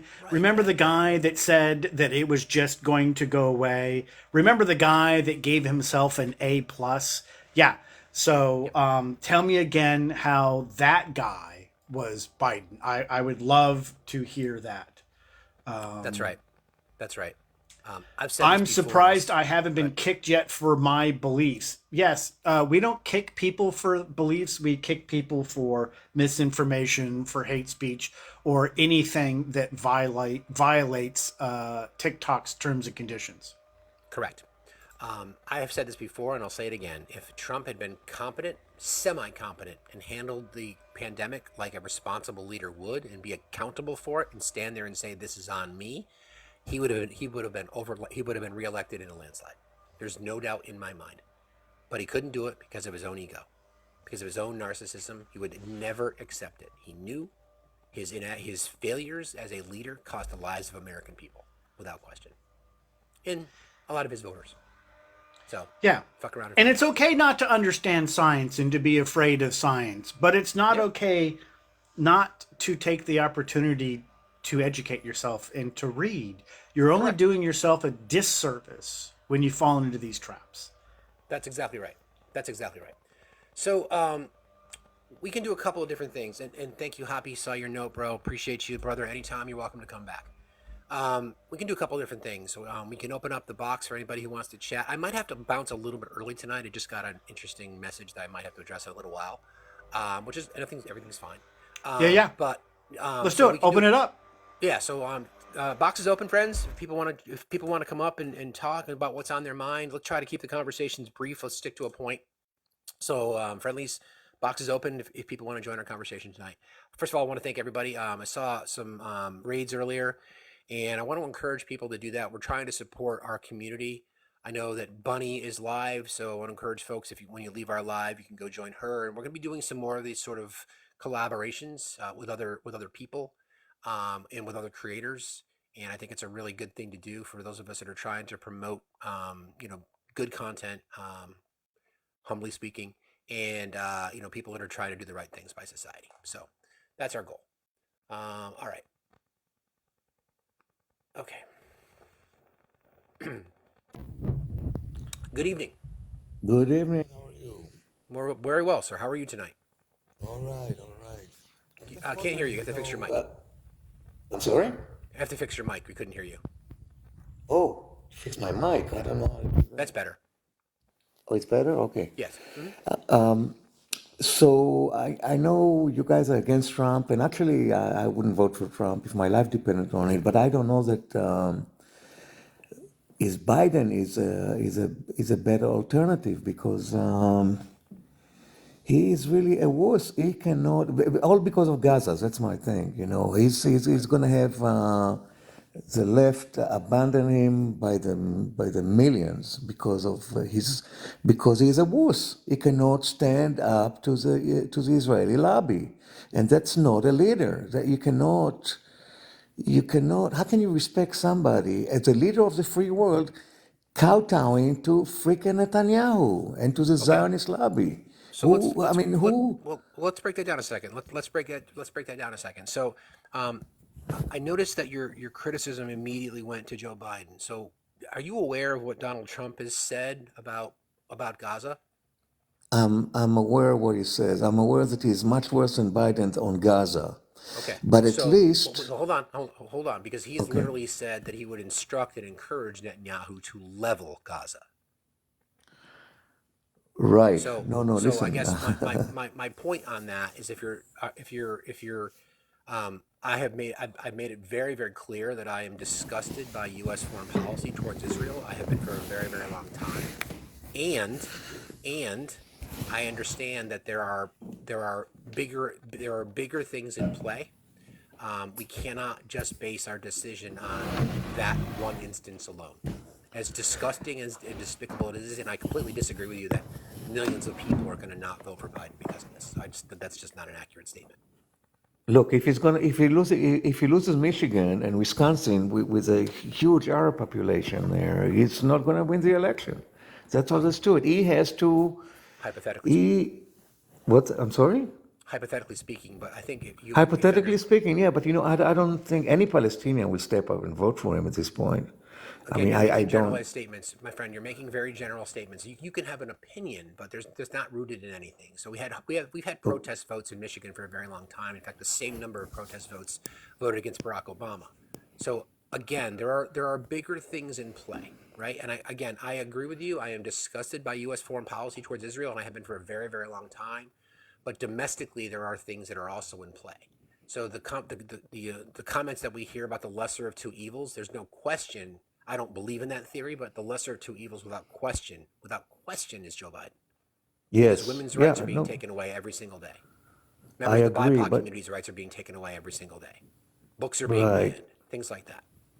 No, absolutely. No, I agree 100%. It's the less of the two evils, but I think he can do even much better if he showed some cojones. And, So and, what does and, that look uh, like, though? So what does yeah, that look like to you? More cojones. What does that look like? it looks like, Let's try to talk about. Hold on a second. Let's try to talk about it like realistically, not hyperbolically, like realistically. realistically, what is wrong with telling Israel no more military aids unless one, two, three, unless you allow, unless I can see at least 500 trucks a day going into Gaza, unless I can see of humanitarian aid, unless whatever he can set the conditions. You know, Israel is dead in the water if within 1 week if Biden holds military aid to it. They'll stop the war. Okay. They cannot afford to fight another day if Biden stops the massive export of arms to Israel. They Well, first of cannot. all, it's not Biden who controls that. It's Congress. We cannot. There's no laws that can be passed without Congress, so they have to be the ones to do it initially. So that's the first piece. Secondly, how do we know what's gone on behind the scenes? How do we know how influential the U.S. government was in the ceasefire, the proposed ceasefire? How do we know that it wasn't the responsibility or the support of the U.S. military to open up humanitarian windows? So again, I'm not. Please understand that I'm not defending U.S. policy towards Israel. I'm not. Anthony and I've had this very stark and strong Uh huh. we've had this conversations. What I'm concerned is, friend, is that you're looking at this very insularly and one-sided, because there's no single, because the issue is because it's become a single issue. And what I'm trying to say is, if all things being equal, Donald Trump has made it very, very, very clear that he would green light Israel to eliminate Gaza. He's made that very clear. You know that as well as Right. I do. Oh So yeah, I do. my question is to you then, why not be as critical of Trump? Oh, I'm a lot more critical. There's no way I'm going to vote for this guy. I mean, yeah, there's just no way. I can't. But Okay? he's not. But he is not the person in charge of world affairs right now. He is out there barking like a rabid dog about everything that Biden does. It's never going to be good enough for Trump. Biden will always be Trump's enemy. You know. So he's just sitting there. He has no power. He's about to go to prison. Fuck him. Nobody cares about Trump. We care about the person who is in charge of world affairs, who is the leader of the free world right now. That's who we care about. That's what we should talk about. It's not about comparing the lesser of the two evils. This is not what it's about. It's about looking up to somebody to lead us into a more sensical state of affairs in the world. You know, you cannot have a president that 95% of the world does not respect. I'm not Yeah, talking about you're government. I'm not talking making about Western. I'm not talking about Western government. I'm talking about the street. 95% of the street, so the world so my street. friend, and I'm gonna let Anthony talk in a Yes. second here, but Palestinian Jew, can you please stop making statements like that, because you can't back up your claim about 95% of the street. You know you can't. So just don't make statements like that. It just seems silly. It's hyperbolic. Okay. You know that's not true. Okay? So that's an opinion, that Okay. may be a feeling that you have, but it's just not reality. Okay? We certainly know that we certainly know that the reputation of Americans around the world since Joe Biden has been taken over has improved exponentially since Trump was there. So let's be realistic, okay? So Anthony, I know you had a comment you wanted to make. Okay. Yeah, I think one of the things that's super important, especially for my mishpucha that's up here in the box with us. Um, two things, right? We know that the problem in Israel uh, has many sides to it. One side being that people continue to vote in Bibi Netanyahu. That's a problem. Two, people thought he was going to be good for the economy of Israel. That's not working out so well. And most importantly, not a single president of the United States has ever really been in charge of that relationship. First off, it's controlled completely by Congress and congressional funding. The president can ask for things, the president can do things, but the president of the United States in no way has the power to stop things. He can try to do an executive order and most likely will be taken to court by the GOP and sued, and most likely given the complex issues within the courts, specifically the fact that we have a Supreme Court who is clearly not capable of doing their jobs. This is not going to stop because of Biden. Using the narrative that Biden is weak or that Biden is this or that Biden is that, my question to you as a fellow Jew is, I didn't see you or hear you complaining in the last 30 or 40 years. Where you been? So I'm going to call you out, right? Where have I been about what now? I'm sorry, I don't understand. Where have you been complaining about presidents before Biden? Where have you been about complaining about Bibi? Now, I appreciate that you're up here, but I have not once heard you properly criticize Bibi, and we know that is where this all starts and ends. Listen, So, Anthony, it's not only Bibi. The left is just as bad as Bibi. It's all garbage. Do you know that 95%? Okay, you'll tell me I cannot back up those numbers, but I think this is pretty known that 95% of Israelis are pro-war. They want to continue the war. If it was Benny Gantz or Yair Lapid over there, and I'm Israeli, by the way. I'm an anti-Zionist Israeli. That's what I I know, am. I saw your Ex-Israeli. bio. Right, so that's who I am. So just so you know, they're all the same. They're all genocidal, psychopathic maniacs. And the Try not to United use that States word, is okay, Fred? supporting. Let's try not to use that word. Okay, Okay. all right. Is there Which something I'm one? referred to you by? What would you prefer that we call you? It doesn't mean a name. Should I just call you pal? Call me PJ. Call me PJ. PJ. You got it. Thank you, PJ. All right.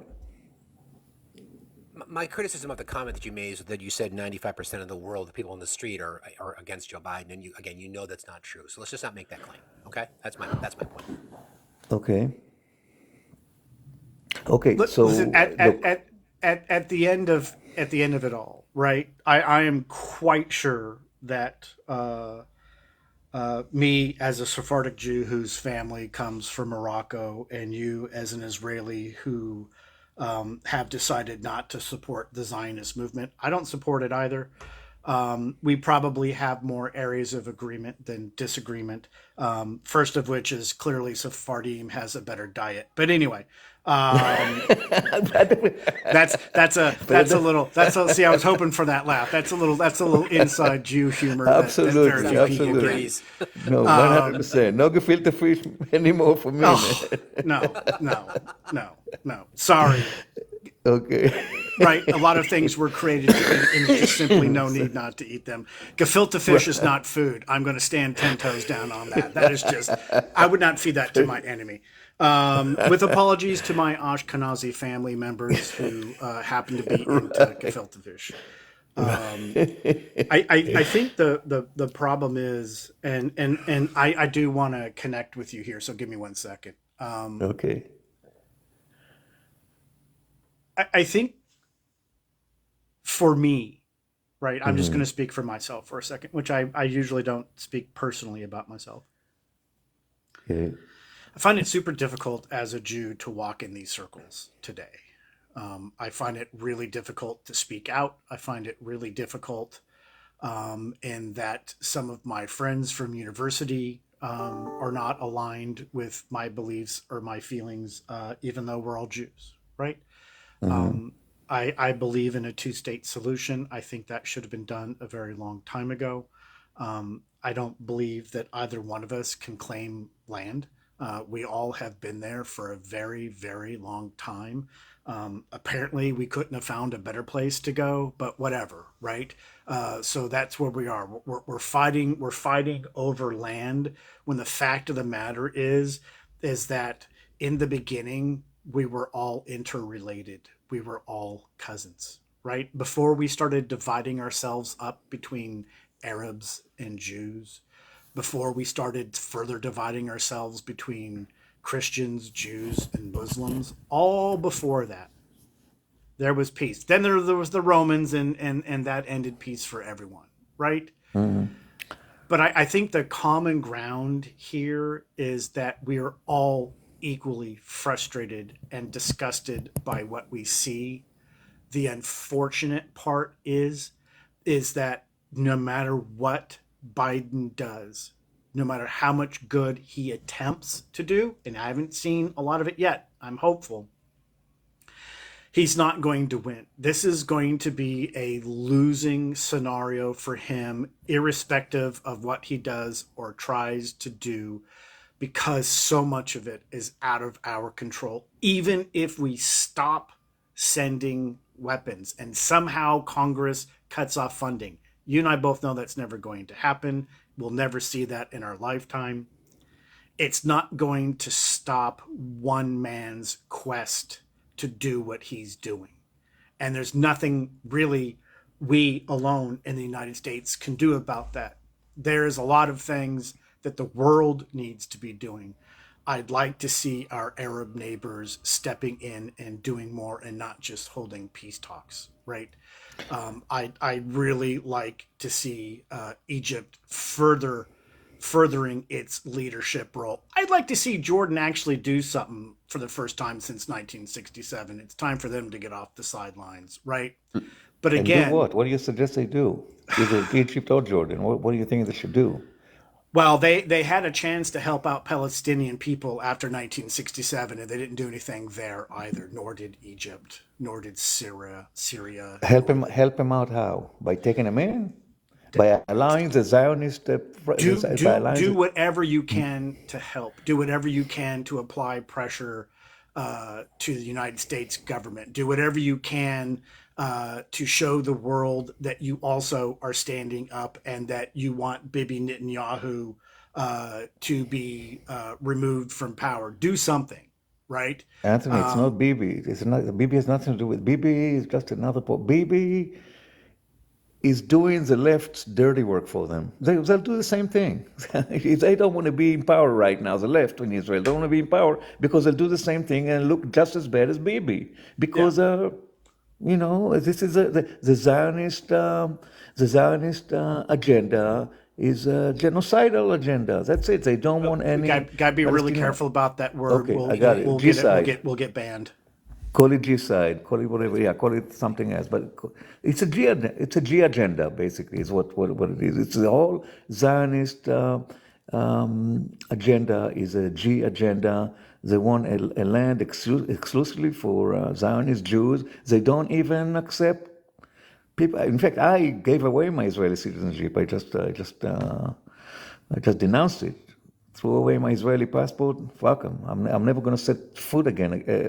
I'm never going to set foot there again. And I have family, friends from the military. I mean, I got hundreds of people that I know over there, and nobody will talk to me right now. And I'm done with them. I can't stand it. So look, Biden can definitely issue an executive order.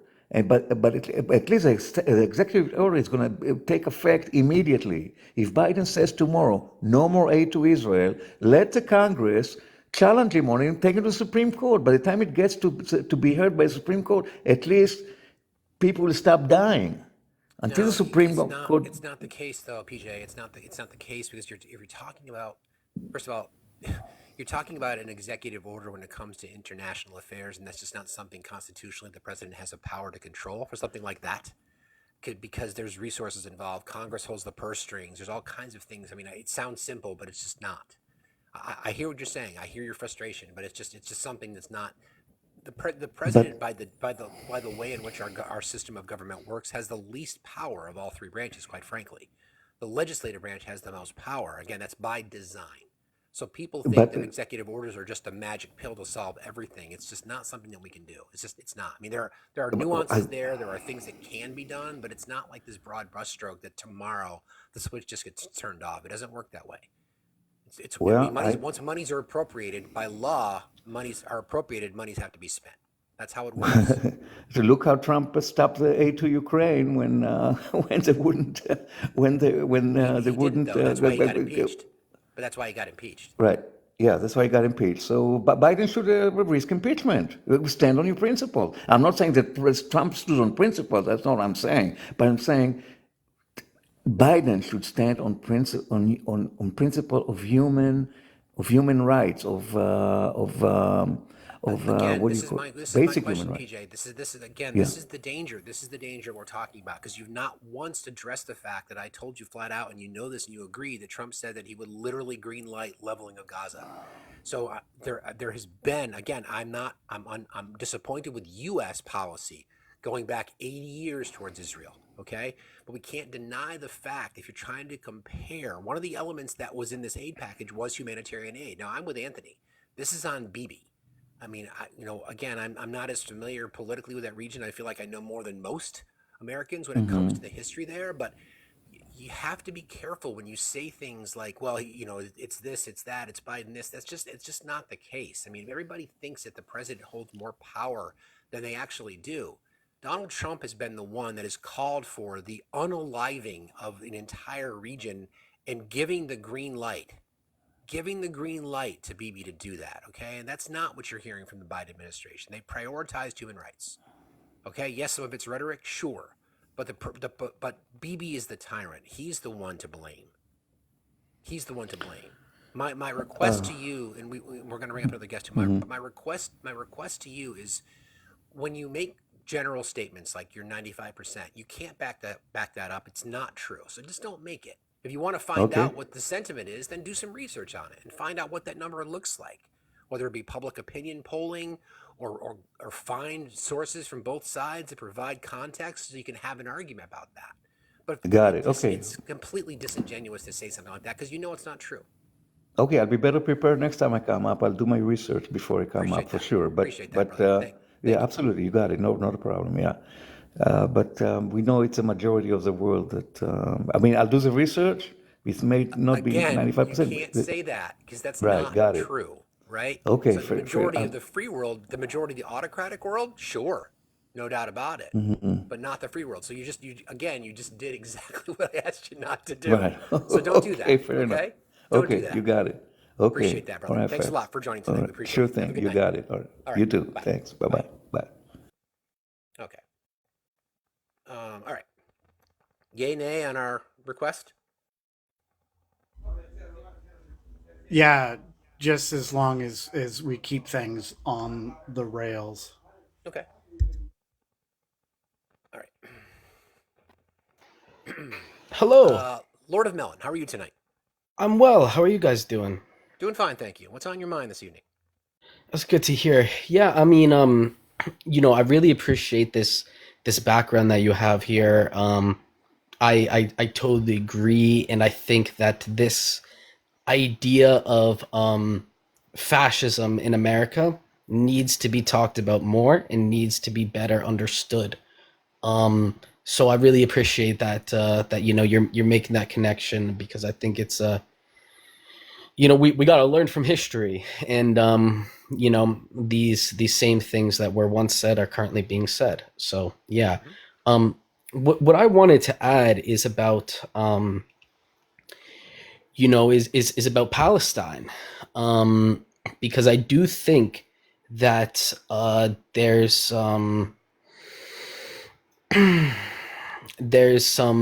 I guess I would disagree with some understandings that I think you guys came to, and I appreciate. I was listening to Anthony what you were saying with your struggle around this sort of conversation and these sort of types of spaces. I appreciate that. But I have to say that really what this is all about is about freedom and democracy, right? That's what it's about. It's about people who want to have a say in the government that rules over them, right? And that's currently not happening. And something like a two-state solution or anything of the sort would only continue um, uh, a dominant and subjugated relationship, right? And would only continue the oppression of the Palestinians, which something that I also wanted to say, like I'm a Frank, white can American. you try to can you Yeah, try to get to your point, please? sure. I mean, I guess I was more looking for a conversation, but I guess my general point on that one is that if we as Americans do not advocate for single state democracy for all in Palestine, then we have accepted fascism. We have accepted um, ethnic rule, right? Which is what fascism is, right? It's ethno nationalism, right? Yeah, somewhat. Yeah. Um, and I think that it's hard to argue against that and say I think it's hard to make an argument that the Zionism is not ethno nationalism, right? What do you think? I'm just I'm trying to find out what your point is. Is there something that you would like to debate because you've been sort of around? Is there a direct question that you want to ask? Because I'm a little bit confused. Unless you picked up on something, Anthony, I'm just not sure where this is going, Lord. Don't be afraid to say what you need to say to me. I'm not going to yell at you or be offended, but Lord of Melon, I swear to God, every time Yeah. I look at your name, I instantly go to like a Monty Python skit. So sorry if it's like super distracting. Yeah. But I hear the academia in what you're presenting, right? Hmm. And as somebody whose family comes from a predominantly Arab country in northern Africa, Yeah. and a Jew, um, it's it's not only easy to have academic discussions about what something is or what something isn't, because I think it's quite clear, right? Yeah. What we're seeing in a land that was shared by multiple tribal people has always been a problem, has always been conquered and ruled Yeah. by one group of people or another. So I would argue that as a strip of land since time immemorial, it has been ruled by some type of ethos that had to do more about nationality or nationalistic ideas, going back to the Roman Empire than anything else. And I think that's part of the problem too, right? Is that for the longest period of time before and even immediately after the Roman era, there were no problems between Jews and Arabs, right? Yeah. And I think it's also important that we talk about the thing we don't often discuss, which is the bastardization and militarization of religion as a tool. Right. Yeah. And I think that's where we're seeing problems. And I get what you're saying. I would enjoy having an offline conversation with you, Yeah. so that we could touch base more. I think that would be much more fascinating. But again, I'm just for the sake of the live. I'm trying to be very careful about what we say and what we talk about. Right. I'm sure you've noticed. Um, People are getting bananaed left, right, and centered and reported Yeah. for having conversations. So I'm not tap dancing because I don't want to have a conversation. I'm honestly tap dancing because I get you it. know while I don't mind having a community guideline violation because that's like a Boy Scout merit badge at this point, Welcome to the club. but Yeah. it does detract from the live. So can we please connect offline, because I think what I'd like to do is pick your brain for a topic and then maybe frame a topic discussion and come up and have a pointed session on a topic. And I think you could lend your voice there, and that would be most helpful to me if you're willing. Yeah, no, I would love that. I would totally be open to that. So I guess let me just we'll do that, and let me just leave you guys with this then. I really think, so again, with this background, I think that it's really important to discuss, what fascism is, what that looks like, especially in the modern context. I think that it's also really important for Americans to learn about colonialism and G-side that happened and is currently happening, that is still ongoing to the native population here in America. Indeed. Right. We talk about it all the time. Yeah, brilliant, brilliant. Yeah. And so I think that once you understand the colonialism of America and the G side of the natives here, it is a lot easier to understand what that means in Palestine, and also around the world, in what America is doing with our military. That's the largest part of our government, is our military. And that word is called imperialism, right? Um, and so yeah. I guess that's the message that I want to send to the people out there is that we have to reflect. We have to deep reflection, and we have to try our best to understand these sort of things if we want to be able to combat them. But yeah, Anthony, we'll totally connect. I really appreciate you saying that, and I would love to talk later. But I'll leave you guys to your stuff. But thank you so much. Before you leave, Lord, just this is just a little tip, because you obviously sound very well read.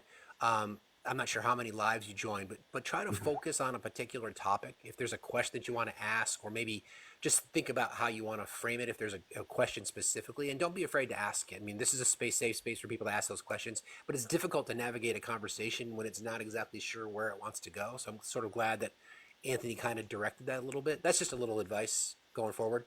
It might help for more dialogue about a particular topic. Does that make sense? Sure, I appreciate it. Okay. Thank you, Lord, for joining us tonight. We appreciate you. Have a good night. You I said appreciate you, Lord of Melon. It has been. Oh, he left. Yeah, I dropped him. Oh, Yeah, I was in the middle of my horribly sorry. bad British imitation accent. My thumb hit the spot before, but that's just a Yes. little advice to anybody. I mean, I Yeah, think yeah. it's just an opportunity to, we don't, we certainly, we'll try to unpack things through layers, but it makes it difficult to have a conversation about a topic when you don't know what the topic is. So land the plane, I guess is what I'm trying to say. Yeah. Everybody land the plane. Yeah. All right. There's I saw some people that we had a previous guest, welding for Trump. If you want to come back and request again, I'd love to bring it back up and talk a little bit more. We appreciate that. Everybody, if we could see if we can get 100K here within the next couple minutes, that'd be fantastic. We appreciate you. Tappity tap tap tap. Yeah, happily tap tap tap. Looks like we're getting new Discord requests, so we appreciate that. If you wouldn't mind heading over to the link in my link tree and join our Discord, we're trying to build that community. While you're there, please subscribe to our YouTube channel and maybe pick up some Facts After Dark merch. Just as a reminder, again, coming up tomorrow night, as we sort of dedicate Wednesday nights to a sort of topic-oriented lives, although we do topics every night, but guest stars, featuring guests. So tomorrow night we'll have Professor Ben Dowd Arrow, who is the Associate Director of Public Health at Florida State University. And you're tapping into speaking of tapping into the liquors. Again, Associate Director of Public Health at Florida State University, Professor Ben Dowd Arrow. We'll be talking about a paper that he's recently published that was published in the American Journal of Men's Health. It's called Size Matters, Penis Dissatisfaction and Gun Ownership in America. Looking forward to that conversation. It'll be tomorrow night at 6 p.m. Then looking ahead to later in this week, we'll do our continuing series of Are You Okay? May is Mental Health Awareness Month, so I think it's a good timing, as we all know. It's turned into an opportunity for people to decompress about lots of things. My co-host for that event is Amy Dow. Amy Dawn, she is a certified mental health professional, and we've had some amazing, intense conversations, and I would encourage everybody to come. And we'll be doing more of those. Those are going to be scheduled and regular. But again, be paying attention tomorrow for some more promotional videos for tomorrow night's event. And I would please encourage you to tell your friends and foes to join us because I expect that to be a good conversation. And what's funny is that I was, again, having a conversation with a mutual today about this. I was reminding her of some of the things that some insecurities that men have around certain things that perhaps women aren't aware of when it comes to like including yes, men do stuff their pants when they walk out in public. Yeah, For the record, I've never even considered doing that. me neither, but it's something that happens. Sure. So that's another part of an insecurity that men have. And yes, I know a lot of women are like, what are you talking about? Well, it's because of societal stigmas. It has to do with feeling inadequate. Yeah, I know. You guys are like, what are you talking about? Yeah, I know. Trust me. Um, yeah. So anyway, we'll get into that, and I'm sure we'll probably unpack more of that later this week as we get into more mental health. Jennifer says women aren't even looking. I don't know if that's entirely true, Jennifer. I don't think that's entirely true. But They're not looking at me at this point. That much I know. yeah, exactly. And just a little inside baseball here. Men who talk about the size of their wrench have a small wrench. We'll leave it at that. So there you go. Anything else on your mind, sir? Because I think I might need to. I don't have any other guest requests, and I think I should. Yeah, no, probably I think address this thing is that I a need to good deal this with. is a good time to do our end wrap. But first, I would like to say licorice.com. Your candy cane licorice is scrumptious. Those notes of strawberry, the soft pull, daddy likes. Anyway, Hey now. I'm sorry, that was Facts After Dark, and it's not Friday. I liked it. I made myself blush. Why did I make myself blush? That's weird. Anyway, okay. Hey, So how would you like to wrap this evening, sir? Here's how I'd like to wrap it up. And I also just got a request from a customer to have a phone call. So There you go. fantastic. A lot of topics are super duper hard to discuss in our current environment on this app. It's not that we don't want to discuss things, it's not that we're not willing to discuss things. It's just that it's difficult because while people still do not understand the First Amendment, by the way, TikTok is not governed by the First Amendment. It is an app. You agreed to the terms and conditions, and I know you didn't read them because you make First Amendment comments. We have to live within the constraints of the social media apps that we have available to us, and we do the best that we can. And the fact of the matter is that I'd rather have more robust conversations, but we just can't have that here. I want to thank the mods. You all did a fantastic job. I apologize for not being able to respond quickly, as Fax had noted. It's only 5:10 here, so sometimes I have to do my actual job and like run my company and talk to customers. But we should definitely look to the future, look for more things. Again, I kindly encourage you, if you have a topic you would like to discuss, especially if you're an expert in that topic, and perhaps as I'm waiting for someone to type what they're typing in the Discord, I would say that our friend and our very first mod, I believe, or one of our first mods, Bunny is live right now, and Bunny is trying to get a following. So if you see Bunny on the live, I can't remember what her new handle is. She is live. If you're looking to get down, get funky, possibly get back up again if you can physically. DJ Tony is live, and he is always spinning something that will make your ass move in your seat, if not up on the dance floor. And with Well that, said. Well said. peace and love again. Thank you, man. Fantastic being here with you. Sorry that the white supremacist showed up, but it did help drive numbers. So there's the silver lining for that. Appreciate that. Yeah, again, the Bad Bunny 71. She's live. DJ Tony Stewart is live right now. And we're going to try to encourage, because people have been kind enough to rate our lives when people have ended. So I'd like to encourage all of you. Just check it out. You know, it may not be your flavor, but I would encourage you to hand it over there. At least give her a courtesy. And when you show up, let them know that you came. Fax raid. We appreciate that. Thank you again, everybody. Thank you, mods, for navigating through these difficult conversations. There was a kind of lot of interesting comments tonight. Thank you for the guests who joined. Thank you in advance. I don't always have my notifications on, so I don't know who donates and supports our channel. So I just want a blanket thank you to everybody that appreciates what we do and however you support us by being here. We really, really appreciate it. More to come. We are still building content for our weekly segments that we'll highlight on Wednesday. Again, Size Matters tomorrow night with Dr. Ben Arrow at 6 p.m. Eastern Time. Thank you all very, very much. Appreciate y'all. Love y'all, and we'll see you tomorrow at 6 p.m. Thanks, guys. Have a good night.